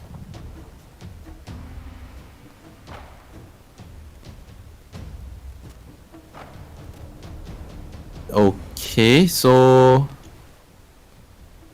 yeah, both teams really just trying to mirror each other's movements. Now at this stage, it looks like BPJT wants to gain a little bit more map control. They're a little bit more spread out. Having a team right on the final base of CNC, the red team, and having some guys also putting artillery down to pressure CNC on the C point. So of course, the risk of that is that the longer your line is spread out, the risk of it getting exposed through the middle. The enemy has lost their advantage. Okay, so same thing. Look at that. No big engagements coming out. CNC looking like just going to give back the B point to the blue team. Oh, you might see the first step coming out. Going to BPJT. Now that 2 spears just getting caught out by the B point by BPJT. That's 2 big kills. without any losses coming from BPJT. So first engagement goes slightly towards BPJT. Now CNC has to be very careful because they're fighting 13 heroes against 15 heroes of BPJT now on the battlefield. So CNC just got to regroup, wait for the teammate to spawn. Okay, Yes. so I was just going to mention something that is quite difficult for CNC here is obviously they don't have the high ground. As you can see, the high ground artillery of BBJT is having a lot more effective use than what CNC is able to provide with this low ground over here on the left-hand side of the map. yep, okay, so big skirmishing happening on the B point, a couple of heroes, just heroes coming from both sides. Now this might actually open up to a bigger fight down here. Again, BPJT doing very well on the hero killing. Now CNC coming back with finally the first kill of the game for themselves. Alright, you're gonna see a big engagement down here. BPJT, the Cav, the Chevaliers, or is it the Cataphax, just charging through, wasting an entire unit for free down here. Okay, so CNC invading the B point now. Now they feel that it's time to take over a point. The A point, of course, we know how annoying that CNC dual blade can be. He's kind of just left on his own world, to do as much to just annoy the opponent as much as he can. Yeah, and I mean he's done well for himself. He's pulled back 2 of the spear players already, making sure that this engagement goes cleanly for CNC, that they can occupy this point with very little risk at the moment. So if you look at the lineup, I think CNC has a couple more Chevaliers on the field compared to BPJT. BPJT has to be very careful, to pick off that retinues that we see how strong those units are for the Chevaliers itself. That's why the Outriders are probably there to do as much damage as they can. We actually see the Outriders here getting peppered by those Prefecture Archers, like you were mentioning. They're doing a great job at just picking a few of them off as 3 of them fall.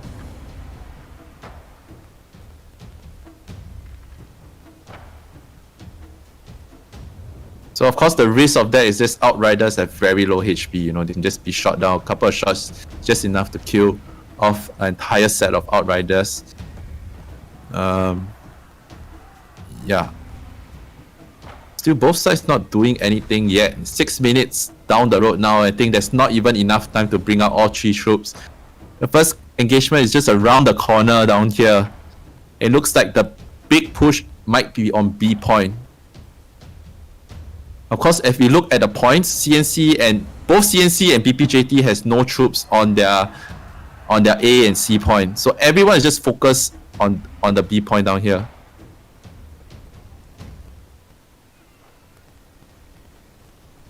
Something that is in the favour of BBJT is obviously having less Chevaliers means you have more mobility, as that unit is quite slow to move into effect. So I wouldn't be surprised if they try to bypass the B point, go for the C point of CNC to try to force them out into an open field fight.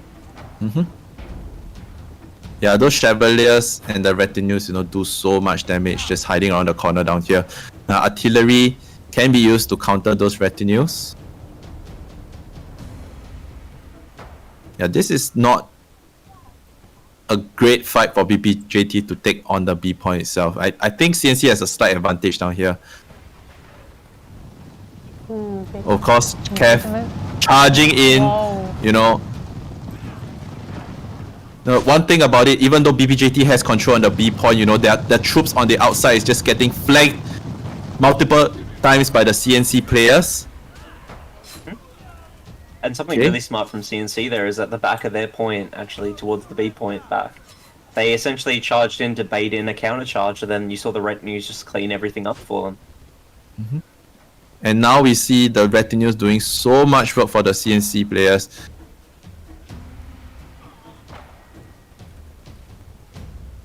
CNC doing a very good job of protecting those retinues. Those are the troops that's going to win you the fights down here.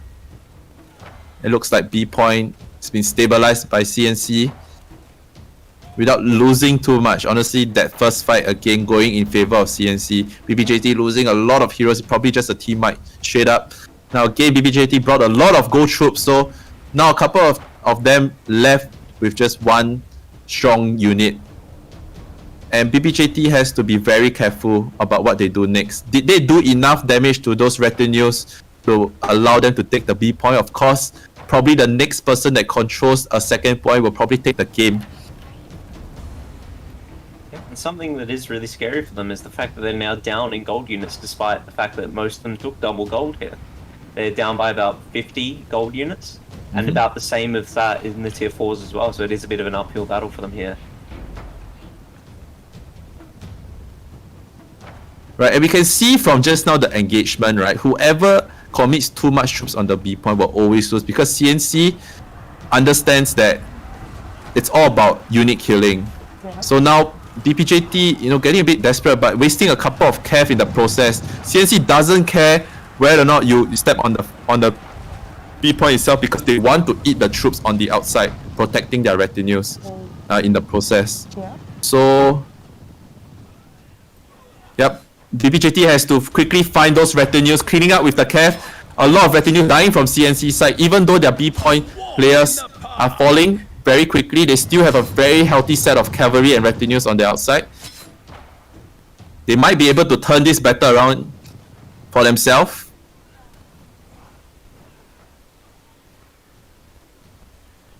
Of course, more and more cav pouring into the B point. CNC just left with a couple of units on the B point itself. It's not going to be enough to hold against the amount of blue troops coming from BPJT. Now BPJT turning the fight a little bit in their favor. The key thing is, are you able to bring in more troops to stabilize the B point? It's just going to be a massive skirmish back and forth. Yep, and the more reinforcement coming from CNC.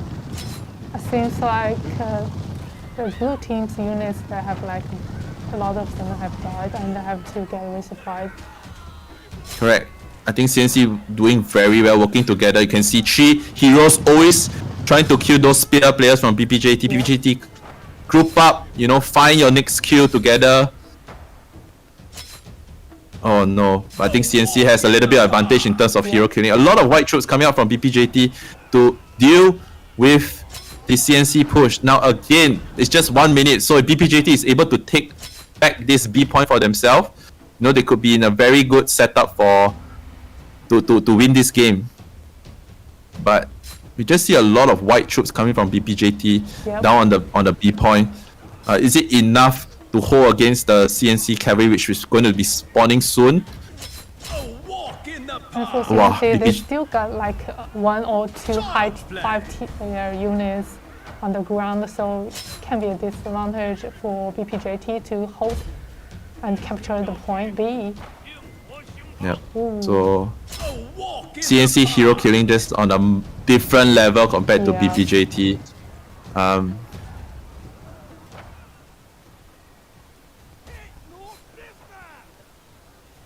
And as the game comes to a bit of a close here, we can kind of see that a lot of those BBJT members now are on 3 deaths, 10 of them, in fact, already on the 3 death marker. With only one charged. Well, I guess that Josh kind of win the prediction. Yeah, looking like it's GG for BPJT. Now, Yep. I think the thing that let them down for BPJT is just the hero classes that they're using. They're using all mediums, basically, And definitely it's so easy to pick off those medium heroes as you play as a team. Now, it's a bit of a shame, but congrats to CNC. Yeah, CNC Taking home again. game 3. Yeah. Yes, CNC the winner against BPJT again. So let's see the MVP from CNC side. It's quite a Yu. Got 2 kills to death and 8 assists and killed 81 troops. And you can see a lot of the units kills are all calves, golden cavalries, and especially chevaliers. Yeah, an interesting one there as well is obviously we see the green cav now. I didn't actually see that being taken. I'm not sure if that was a retinue or not. I hope not. But it may just have been. But yeah, a lot of cav being shut down. A few of the shield maidens also scattered in there. Really good performance from him on his side. Yep.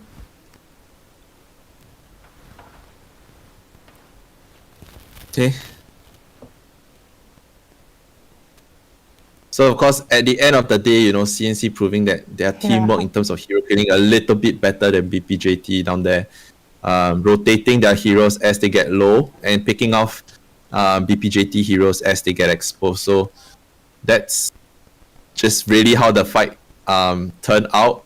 I think both sides both had chances to take it, but CNC picked their fights and timed their fights really well, and BPJT just not able to deal with that Yep. pressure. Something that was a really important factor is on the side of CNC. A lot of the time they were using their cav, their Chevalier, specifically the cav part of it, just to bait the enemies into charging those cav units. And as we said, they don't do a lot of damage themselves, they're just there to tank. So essentially when BPJT was coming in to try to punish that cavalry unit to wipe it out, the red news were just shooting for free into the sides of the cavalry, getting those back hits, and doing incredible amounts of damage. Yeah, and then you can see the MVP from BPJT got 3 kills, 3 deaths, and 4 assists. And then you can see that from BPJT side, a lot of heroes got 3 deaths and 2 deaths. So it's kind of like Dex said, the CNC they're just a little bit better in killing heroes, and that contributed to their victory in these times. Mm-hmm. And you know, it's kind at the beginning of the game, both two teams really pretty cautious and keep testing each other because, you know, in Highland matches, in field battles, just like Dex said, both two teams they will not sacrifice so many units at the beginning of the game. So we see like 2 major engagement in the point B. And in the first wave, I think it's kind of a pity that the BPJT, they kind of scattered their calves and the chevaliers around the point B, and that allows the CNC just nailed down those units one by one, and that kind of like give them the huge damage. Yeah, I think with CNC's choice of bringing more Chevaliers to fight on the B point, it was always going to go slightly in favor of CNC in that fight itself. So I guess another option is to pressure them on the other points, like their point C and everything, but BPJT didn't capitalize it. I think still fair play to BPJT, you know, to last that long and make it a fight to the end. A lot of patience from both teams to play this chess match. Yeah, I was very anxious also because, you know, we want to see the first fight, but definitely both teams taking it very cautious. I think this comes with a lot of practice and respect for each other. They know that if, let's say, they are being dropped out into a bad position or to make the right call, you know, the other team will just punish them quickly. So, yep. I think it's too bad that both teams had really the same idea about the field match and we didn't see too many differences from it. Yep. Okay, CNC deserving winners, going 2-1. I think first game was a little bit of a caught on surprise. Second game got back, you know, with dominance, showing their dominance, and the third game winning by a landslide. So kudos to BPJT. This is not going to be the last that we see them. They're going to go down into losers bracket. Yep. I wonder who will their next match be. Should be ING. Yeah. But yeah, definitely BPJT has shown after today that they're one of the teams to watch for. Yeah. And just like you said, they still got the chance to win back in the following days. And in the coming round 2 for YYY and the GNG, I believe we have to see the map ban pick and the unit ban pick. So for the first round, GNG will be the attacker first in Lingwu Fortress. And we kind of like see the unit, also the unit ban pick, both two sides, the choices are quite different. Mm-hmm. Okay, yeah, so absolutely. I was just going to mention that something that does concern me a little bit here, though, is that we haven't seen a lot of the target bans for YOY's preferred units. We see a lot of shield maidens coming out of them. We see a lot of mobility being used, that kind of thing. yeah. And nothing of that has been banned at all. So it seems like G&G have got an alternate way of thinking about the way they want to play out their game. Hopefully they have a way to shut that down as well for them. Be fun to see what they have in mind. To be fair, I think even though we see GNG banning like Miralons, Bing Hussars, Nafangats, These are actually the units that YYY excel in, especially Levi, coming with that long sword with their Nafan guards. I think he's one of the best Nafan players in the game. He has really good control over it and he knows when to time it. So by shutting down the Nafan guard, I think it would be big for GNG, especially on this attack. So now, Josh, you were talking about Linu Fortress open up to interpretation. Mm-hmm. I think we've seen a lot of different strategies coming from Linu, right?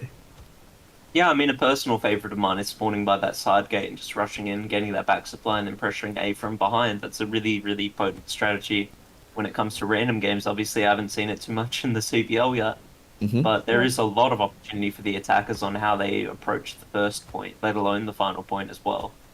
Right. I think Lingbu is one of the more interesting maps in the game because it is really fresh in the minds of a lot of these professional players who've been playing for so long. Yeah, I think Linu Fortress, one thing about this map is that as a defender, your control over the map, the walls is actually, you have a lot of advantage being up on the walls because it's just so narrow for the attackers to come out and set up position, especially on the A point, etc., and that supply point down there. Yeah. As an attacker, your mindset has to be to force a rotation out of the A point because if you are just going to brute force through the A point, you're going to pay a very, very heavy price to do so. So, but the same thing for YYY is that, you cannot afford your supply points at the back to get capped. As we see similarly like Harbour City, like the match we just saw. By losing your supply point, you just be imprisoned on the wall. And you can't resupply, you can't do anything, and it's just one of those situations that you have to manage the rotations from as a defender. Of course, alternatively, I've also seen a lot of defenders just giving up the A point itself and making the trying to defend on the supply points. That's also another interesting strategy that I saw and worked out pretty well.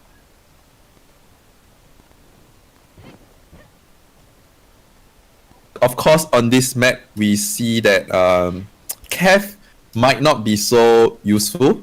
Yeah. Typically, we won't see a lot of Cav in this map because the how to say, the map is so small and the highway is so small. But with GNG choosing to protect the Liao Rangers on this map could be a very important unit, honestly. Because if they can just those corridors, if they just give up A point, defend on the supply points below, and then just use Liao Rangers to just try to wipe those infantry coming from LCNC or anything, then it's going to be quite an interesting strategy. Yeah. And in the design of this map, I believe the gates, the terrain near the supply point are designed for calves from both two sides to charge. So yeah, the Liao Rangers can be really important for the wiper, for the defender. Waiting for the next game. YY. Li Hua, Levi. Wow, all these players coming from YY need no introduction. Famous players. Yeah, Li Hua, famous players.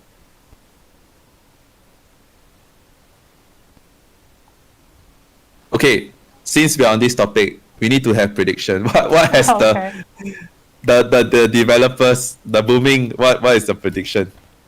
Oh, I think I can just quit prediction. I say the result could totally go the opposite one.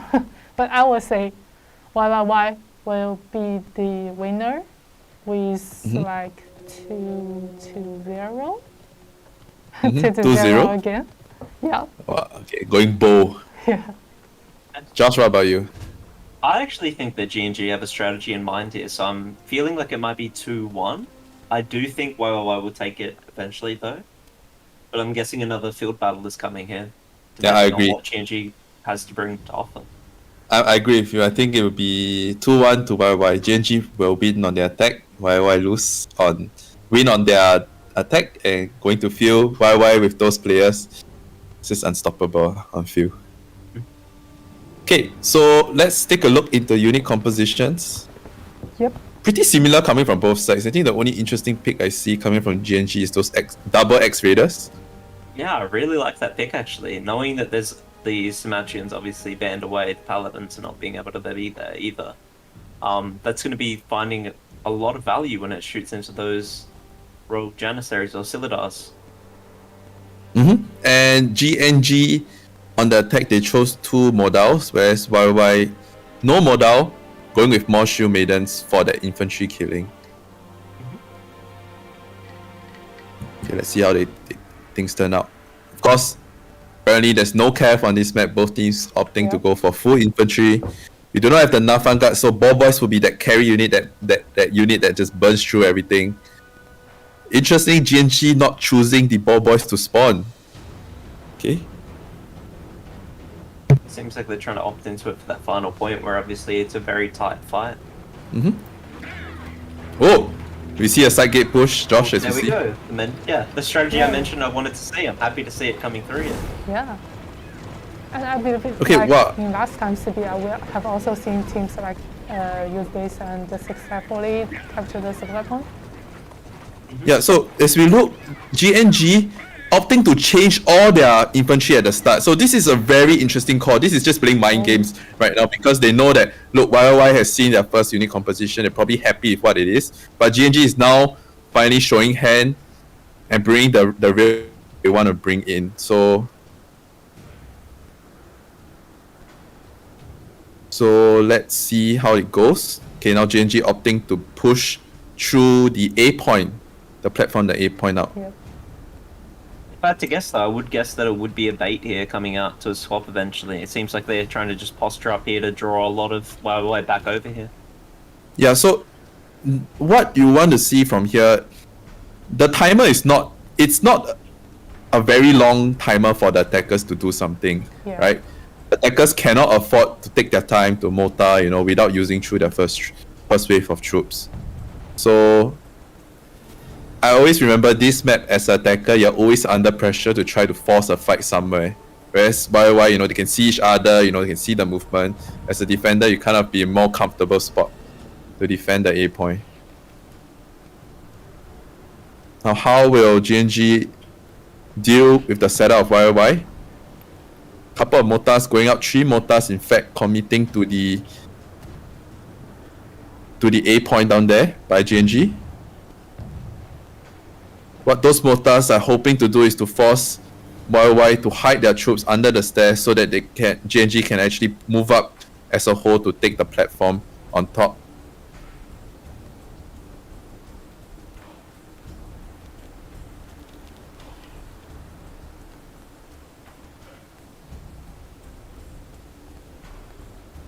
Okay, so the key thing for GNG, I think, in the next fight is that those X-Raiders brought out by Castle Cat down there, it has to find those ball boys. If they're not able to find those ball boys from YYY, it's too easy for the defenders to hold A point on top.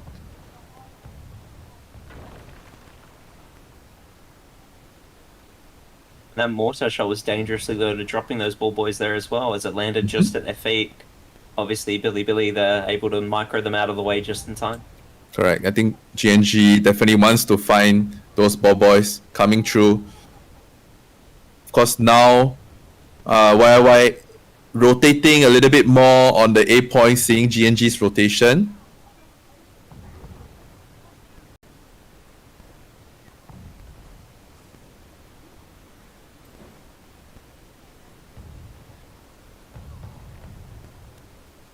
Even more mortars coming down from GNG. Now, of course, they want to make sure that YY is not in that safe defensive position before they go up. Yeah. Now, I think what GNG wants to do is to go up on the platform on the right side of A. They're not. I don't think that the moving towards the stairs, double stairs up to A is going to be a very safe spot for them to do so. Yeah, just like you said, they go to the right platforms. Oh, and YYY, they're rotating really quickly, trying to really stop them. Yep, of course, we know that YY brought a lot of shoe minutes, so they're able to rotate very quickly. Yep. Now, this is just a game of cat and mouse, you know. Where is the opening from the defenders that you're going to give to the thing? Now, oh, if GNG fights through that choke point, then that's not going to be very good for them. Although this is Now, a good spot for a trap here, it seems like we're not actually seeing any come through, unfortunately. yeah, we're just going to wipe by the shoe maidens. Now, GNG still has a lot of troops on the ground, and the troops on the stairs is going to get wiped out clean. Now they move to take the left side, and first blood goes to GNG. Keke just dying from the pressure. Oh, so YY now fighting back, cleaning up the troops from GNG. Oh, GNG cannot hold this push. Yeah. I don't think they can hold this push.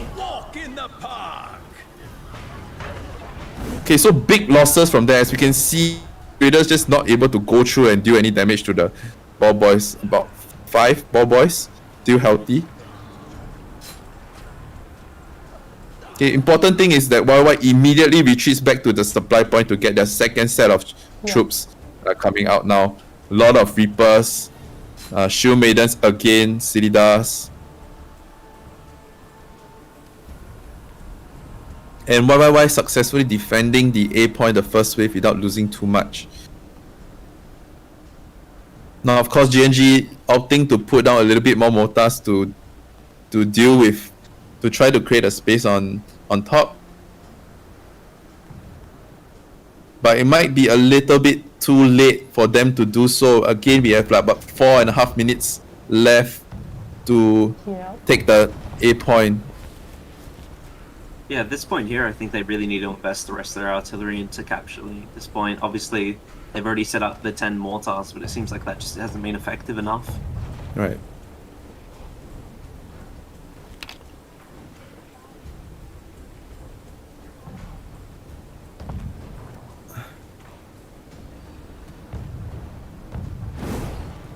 Now again, with YY picking so many Shield Maidens and fast troops, you know, they're able to rotate so quickly around the map and the A point down here compared to GNG, which is a little bit slower on the rotations because they have modals, halberds, etc.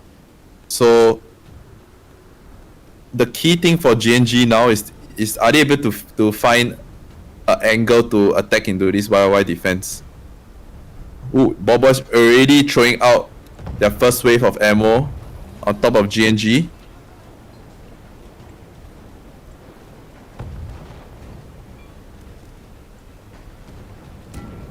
Now look at the setup, I think it's still a little bit in favor of the YYY crew down here. I don't see a big opportunity for GNG to come up the stairs to take this A point, you know. Yeah. Something that is important though is that these mortars are starting to find their mark a lot more on the side of GNG. Softening up those units a lot is a really, really important factor here. Correct. GNG has to go in very, very aggressively. You know, they can't be half-hearted to attack this YYY group down here. So again, 2 minutes and 40 seconds, bro. You gotta go in right now. Okay, it seems like YYY has given them an opening on the left-hand side, but it could be a bit down there. Palace guards already going out. Ooh, Halberd Sergeants might get caught off. Yeah, GNG has to really time their push well enough together with their traps down here. If not, there'll just be a choke point for them coming up. Of course, every time you see GNG push up, YY is already there to deal with them over here. And a great trap coming through here, collecting a lot of those Palace Gardens.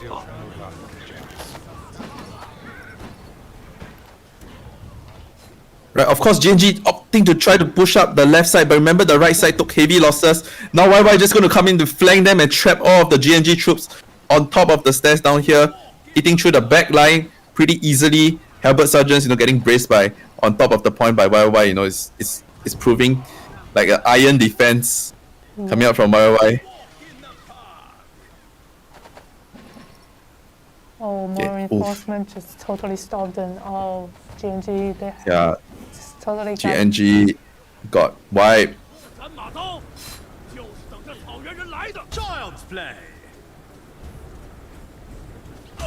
Yeah, I think it's too too little, too late coming out from the attacker side right now. Yeah. And they need time to respond at this moment. Only 3 alive heroes from GNG side.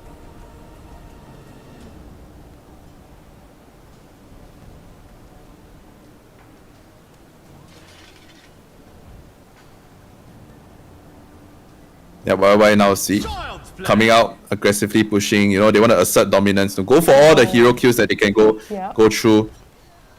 GNG was my full wipe again. Now looking at the fight, right, we can tell that it seems like GNG was a little bit hesitant every time they tried to go against YY. And this is really the problem that you face in Linwu Fortress, because if you face a defending team that is prepared to react to anything that you throw at them so quickly like what YY does, you're never able to have advantage over them. Yeah. Because they got the advantage in terrain and they got a good view of everything, so it can be really difficult to, to move from point to point and then rotate really quickly. So congrats to YYY, they win the first round against GNG. So let's see the MVP from YYY. He got 1 kills and no deaths and 8 assists and killed 165 troops. A lot of Iron Readers and Shield Maidens. A lot of infantry fights between those two teams. Yeah. I mean, I feel like there was a little bit too much Reapers here for the side of GNG, obviously. When we're versing a team like YYY, it's really important to bring mobility to match their rotations if you can. Yeah. And it seems like that sluggish unit kind of struggled a lot fighting uphill on the staircase.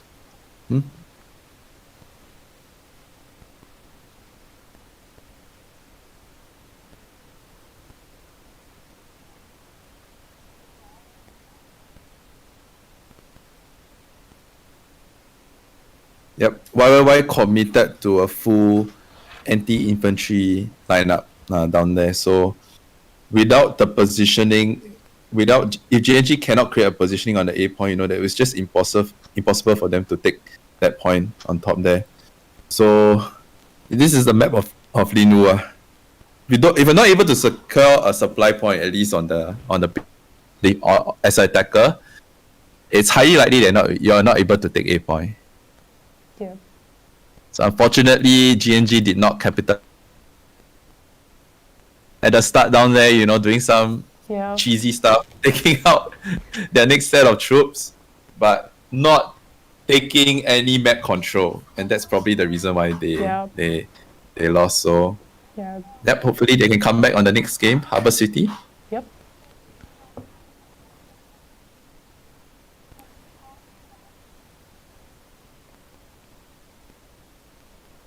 And I believe GNG, they have done one thing really good, because when they are hesitating to go for the point A, they still set up a lot of mortars, and every hits just hit right in those high tier units that scattered all over the point A. So that's kind of doing some extra damage to the YYY side, but still pretty unfortunate. They couldn't make to the stairs, just totally got blocked by YYY's high infantries. Yeah, they had to invade and force YY to over rotate somewhere. If not, it was too. I don't think. I think GNG was a little bit naive going to this game, because YY is a very strong opponent with a lot of experienced players. Yeah. If you are going to stick to a game plan, just by doing mortar, trying to create a little bit of space and going, YY already knows that. So the only way that you can beat them is by doing something a little bit different that they don't expect. So they cannot take the A point because of that. Of course, Harbour City map, when we talk about this game itself, defenders do have a slight advantage, because there's no broken wall, there's no breach, there's no nothing. As an attacker, you just gotta go down through the 2 big stairs, and and take one of the supply point. If GNG is able to rotate fast enough, it's very hard for the attackers to actually invade into the city. Yeah. Yeah. Like a couple of little things there as well for the side of GNG. I would have really liked to see them keeping one person or two people even back, just to keep firing those mortars, any kind of artillery into the fray when they're actually fighting on top of those staircases.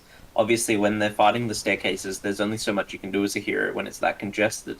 And with all their units concentrated there, it's an easy chance to get a lot of splash damage,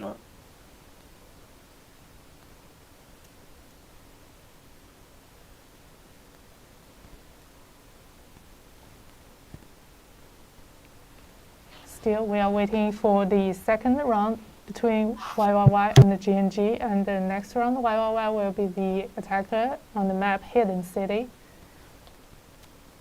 Yeah, and both two teams, in the knockout stage, they haven't played in this map before, so yeah, really looking forward to YYY's performance in this map because they got so many, veteran players, top ranked players.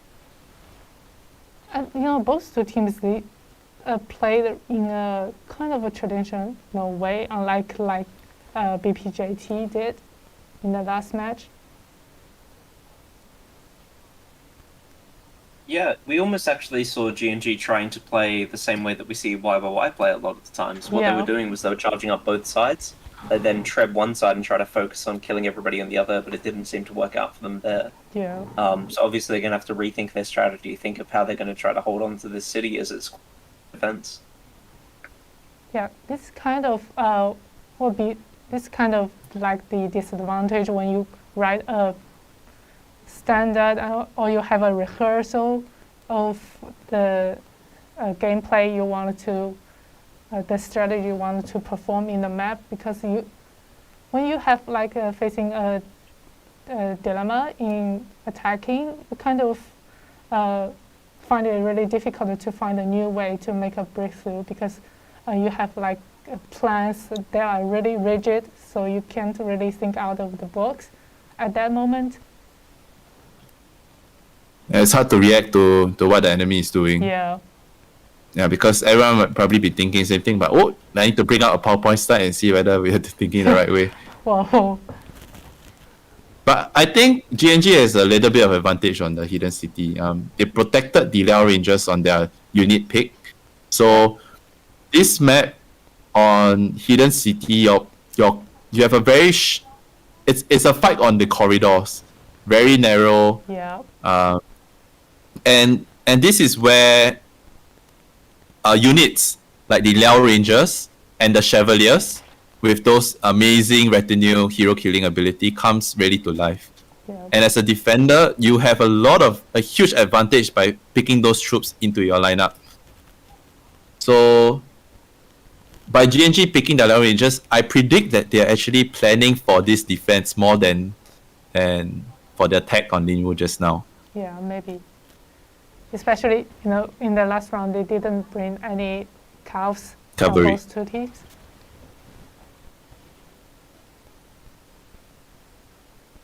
So as long as GNG able to hold the two supply points, I think they'll stand a pretty good chance of beating YY on this map. Speaking of that, I wouldn't be surprised if that's the reason why YYY chose this map. Obviously, they favor trying to push one position really, really aggressively, really quickly. Mm-hmm. And with GNG stretched out between two supply points, that seems like a really good opportunity for them to try to come in, punish the people that are out of position, that are overextended, trying to defend those supplies and mop people up like that. Correct. Yep. It's very hard to defend both supply points and of course the B point in the middle as a defender, but still the thing given to you is that you probably have more, like the cav for the defenders will be on advantage compared to the attackers. Because if attacker is not able to take down one supply point, they have to filter in through the main gate, and that would be a choke point for just some pikes on the defenders just put down there, and then Kev is not able to do anything about it. Yeah.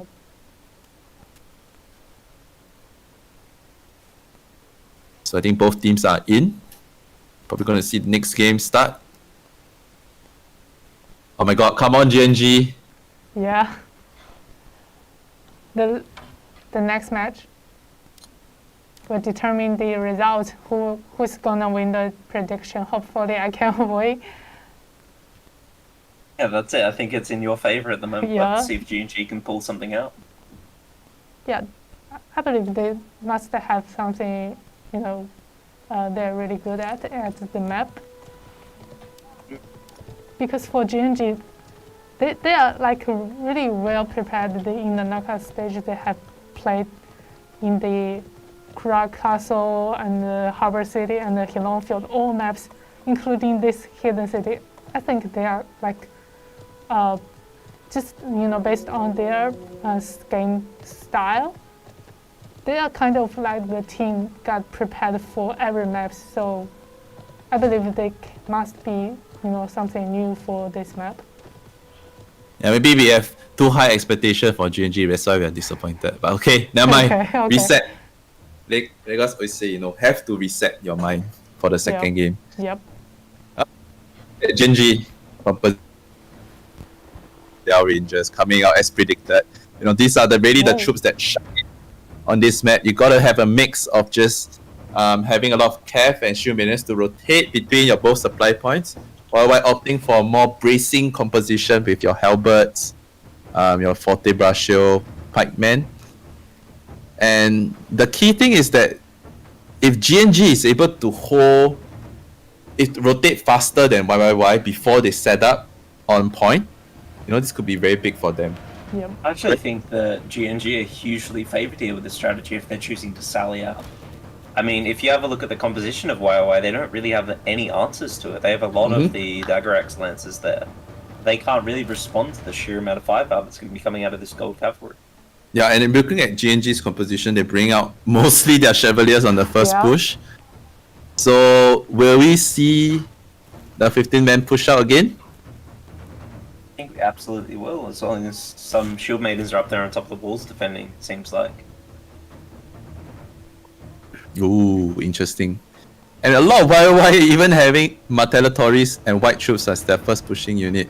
Now we could really see GNG stretch them really thin if they just choose to sally out right now. Especially this being a map that you don't usually ever see people sally out of, I'm sure it's going to catch YOY completely off guard here. As I mentioned, they don't really have any kind of answer to this kind of pressure. They don't have many units that can really respond. They have a lot of pike, a lot of halberds, but what are they going to do when the retinues are just essentially chipping away at them? Yep. Lich P is, I think, the sally out strat is a little bit more difficult to execute on this thing because of the three spawn points for the attackers. But yep, GNG is going to sally out, I think. And YYY all go for the left side. Siege towers. And it seems like they're not expecting this at all. They're setting up a lot of artillery here. Yeah. They're trying to shut it down. Yep, GNG is setting up right from the main gate down there. No, YYY is trying to move up get their infantry up the tower to take the A point. Now, of course, GNG, what they need to do is to try to fight YY on the other supply point. YY already taking their time to set up ballistas and cavalries to chip away at the GNG cav push. Really smart play here from GNG as well, shutting down the walls. We see Kasakat leading the charge here with the shield maidens, trying to shut down them coming up these stairs. But most importantly, YY has those claymores on the wall itself. Just two heroes trying to deal with about 5 YYY troops coming up now. Reapers from YY able to get onto the wall. Of course, GNG knows that their wall team is not able to sustain forever. They need to take the first fight right now.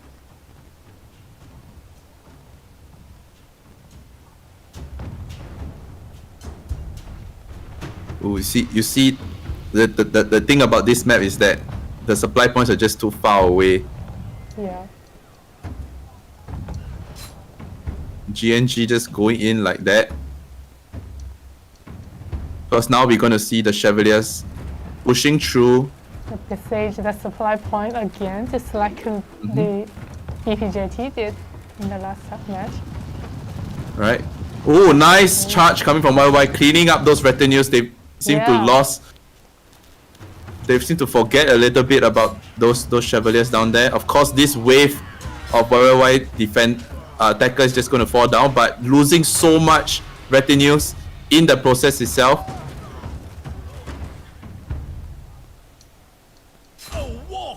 Yeah, And most importantly, we already see that YY has invaded into the supply point of GNG.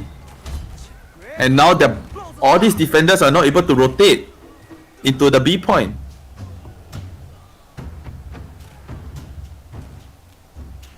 GNG has to quickly find back because as the attackers are just going to spawn at the main gate and just climb up and they're able to resupply on the right supply point here. Yeah, a huge error from G&G here was that they didn't actually keep a unit stationed there in the gatehouse, so YY's just gone up top and they've closed the gate on them. They actually can't get back in. It's just like switching side. The attacker are now defending the internal city. And Yeah. for GNG, they kind of struggle to get into the internal city in time. Well, good for the attacker. Still already captured the point B. Correct. And they have to be careful because the moment that B point is set up, Yeah. is captured, the attackers just spawn inside the gate, whereas now what's most important for GNG, are they able to retreat back into their city in time, bring out a fresh shoot and stabilize on the final point. Now of course we know this final point is such a pain as the defenders. Whoa. You need to be wary about 3 to 4 opening on this small point down here. While looking at that, look at them, they're not giving GNG any time to rest at all. A Yeah. couple of troops from GNG still trying to get back without their units down here. No And one there to already defend it. invading. Already on final base. Yeah. YY is already on the final base. G&G do have a lot of Cavaliers still left though, sorry, Chevaliers rather, that are going to be able to set up in this corridor without really a way to punish them if they guard their back here. It's really, really important for G&G to make sure that the YYY team can't circle back around through the left-hand side and flank all these retinues that they need crucially. For sure, but crucially what we see is that I think YY slight advantage because their bracing core is just going to do so much work in that final point down there. Now, of course, YY setting up mortars, trying to zone out and catch the retinues of GNG. Now, GNG mostly gathered on the left supply point down here. Now it's just a game of course, is YY going to commit into the final base and force a rotation out from GNG? Or is GNG going to take back the supply point and put pressure back and gain more map control? Because now it's looking like the attackers is having more map control compared to GNG. Yep. Of course, traps coming up from YY onto the Chevaliers down there. Mortars also going off on the GNG defenders.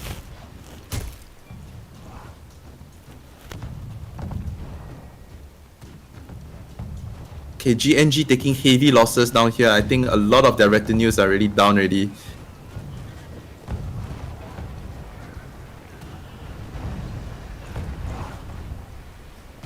Now, of course, GNG wants to take back the supply point. They want to take back the map control into their favor and not allow YY to just continuously hurt their troops with artillery. So we're going to see a big fight coming out down here.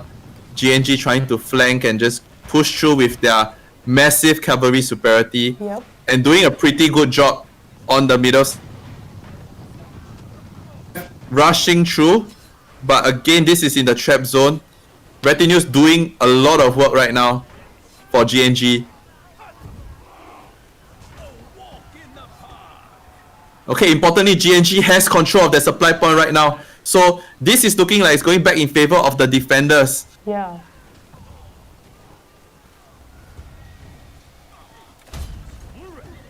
So the YY heroes here have to be careful. I think some of them is probably going to be on their first death already, going to go on their second death. Yep.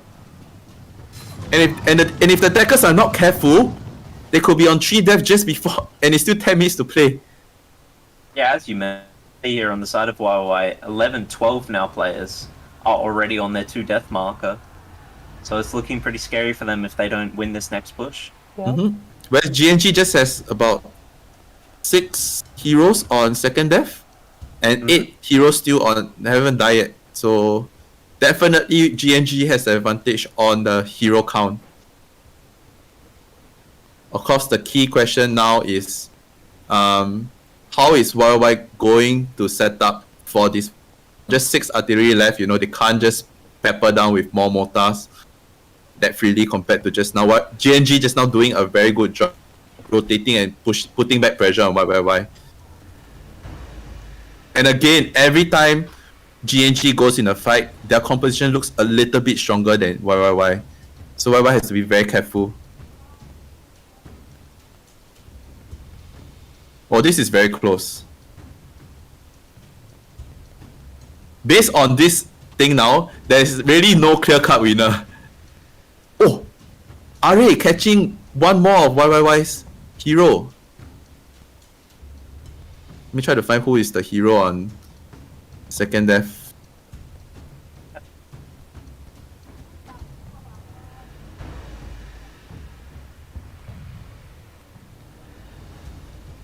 Okay, yeah. I think most of the medium hero players from YY are now already on their second death. If they are not careful and get caught out, you know, it's just they'll just be perma-death right now. And with YY only down to 4 artillery here, it really does feel like a fight's going to have to start pretty soon for them as well to be actually competitive in this matchup. It seems like GNG are doing a really good job trying to shut them out here. As you can see the numbers on the 5 stars. The 5 stars of GNG are massively outnumbering YY. And almost, in fact, matching the same amount of tier 4s coming out of YY. Correct. And now GNG, you know, even though a couple of hero deaths coming out from them, but they're just trying to trade their hero lives for the artillery. They know that that is going to be the most important thing to deal with against YY. They're confident about their hero fight, but dealing with those mortars is going to be the next step for GNG.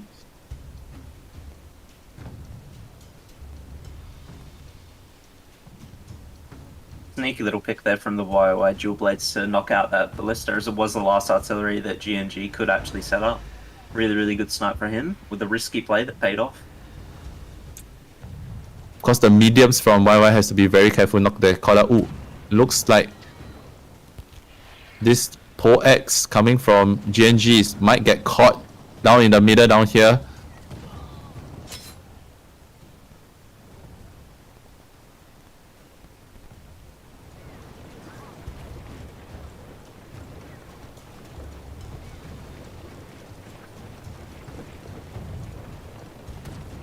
So YY has to take the next fight very carefully. Yeah. Now here, the pressure is on the attackers now to make sure their attack is going to be as clean as possible. Having so many heroes down on their last life, it's going to be very important for them to move together as a unit and protect those heroes that are already on their final death. And these Outriders here are actually going to have fantastic value as well. There's nothing really here to shut them down except for the mortars. Yep. The Outriders can just pick off those mortars down in the middle, down there. Of course, GNG, every time YY vacates an area, they're going to go over and try to take control of that spot. Ooh, okay, so another skirmish coming in. YY committing to the push right now, you know, 6 minute mark, but they want to take the fight down here. Trap coming out to block any reinforcements. They're just going to pick off a couple of white troops in the middle. Not going to be so important. But again, we need to be careful. YY's hero killing ability is very strong. Wow. GNG massively falling on the left side, collapsing. Their left flank has just collapsed. Oh, this is a certain of switching sides. All YY coverage just cleared out all the inventories from the defender side and already stepped on the final base already. Correct. So Wow. So GNG got caught napping down there, you know. They thought the time is still in their favor. They could spread out really thin. Trying to defend on 3 points and YY not carrying. They just ball up 10 heroes together, eating through the left flank down there. Whoa. Oh, this is pain for GNG to watch. Congrats to YY. Yeah, congrats YY. Really clean and a nice attack with the final wave. They are betting on this. So let's see the MVP from YYY side. Got 2 kills, 1 death, and 6 assists, and killed 112 troops. And all the high tier, 5 tier units are, cops from the GNG side.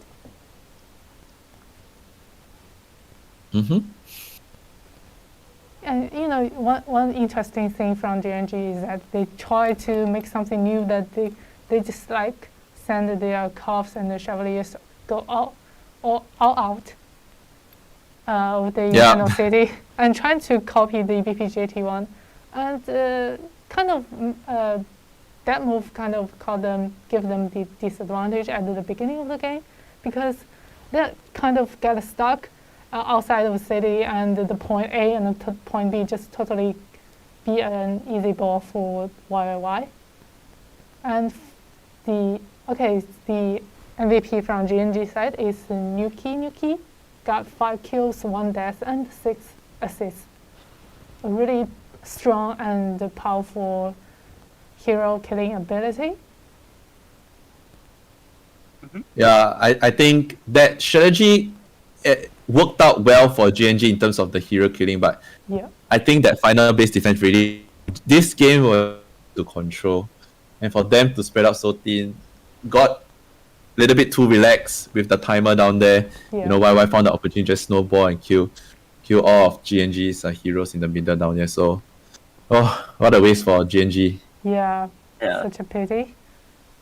Like we mentioned in the pregame, it just came down to the fact that they just tried to be a little bit too greedy with defending too many things. When you're defending that home base and 2 supplies, it kind of plays into YYY's hand. They're very, very adept at just trying to shut down a single flank quickly and then snowball that kind of advantage, and they kind of just gave it to them. Yep. And in the final wave, you can see that YYY, they are rotating really quickly, and go to from majority of them go for the main gate, and a lot of them also from the right side using those coverage and cleared out a lot of infantries, and especially a lot of low tier infantries defending the final base. So they just make a quick swipe onto the final base. Really nice game by both 2 teams. Yeah, I think today was quite a treat. We saw a lot of unconventional strategies coming out from the defenders, and deservingly both CNC and YY will meet again in the winners bracket. Of course, it's not going to be the last time we see GNG and BPJT both going down to the losers bracket. Now we're entering the final stage of CBL already. Oh my god, it's pretty exciting to watch. So already a really enjoyable games in today. So CNC and YYY, they got promoted to the top 4, and will continue their journey to the championship in this time CBL. But BPJT and GNG, just like Dex said, they will go to the lower bracket and competing for the chance to fight back again. So I really appreciate Dex and Josh. Thank you for your commentating, really amazing, and also thank you audience. And I think we can call it a day, and we will see you tomorrow. Yeah, bye-bye. Thank you. Thanks for having us. See you guys. Have a good night. Bye, Josh. Take care, everyone. Bye, Dex. Bye. Bye. Thank you.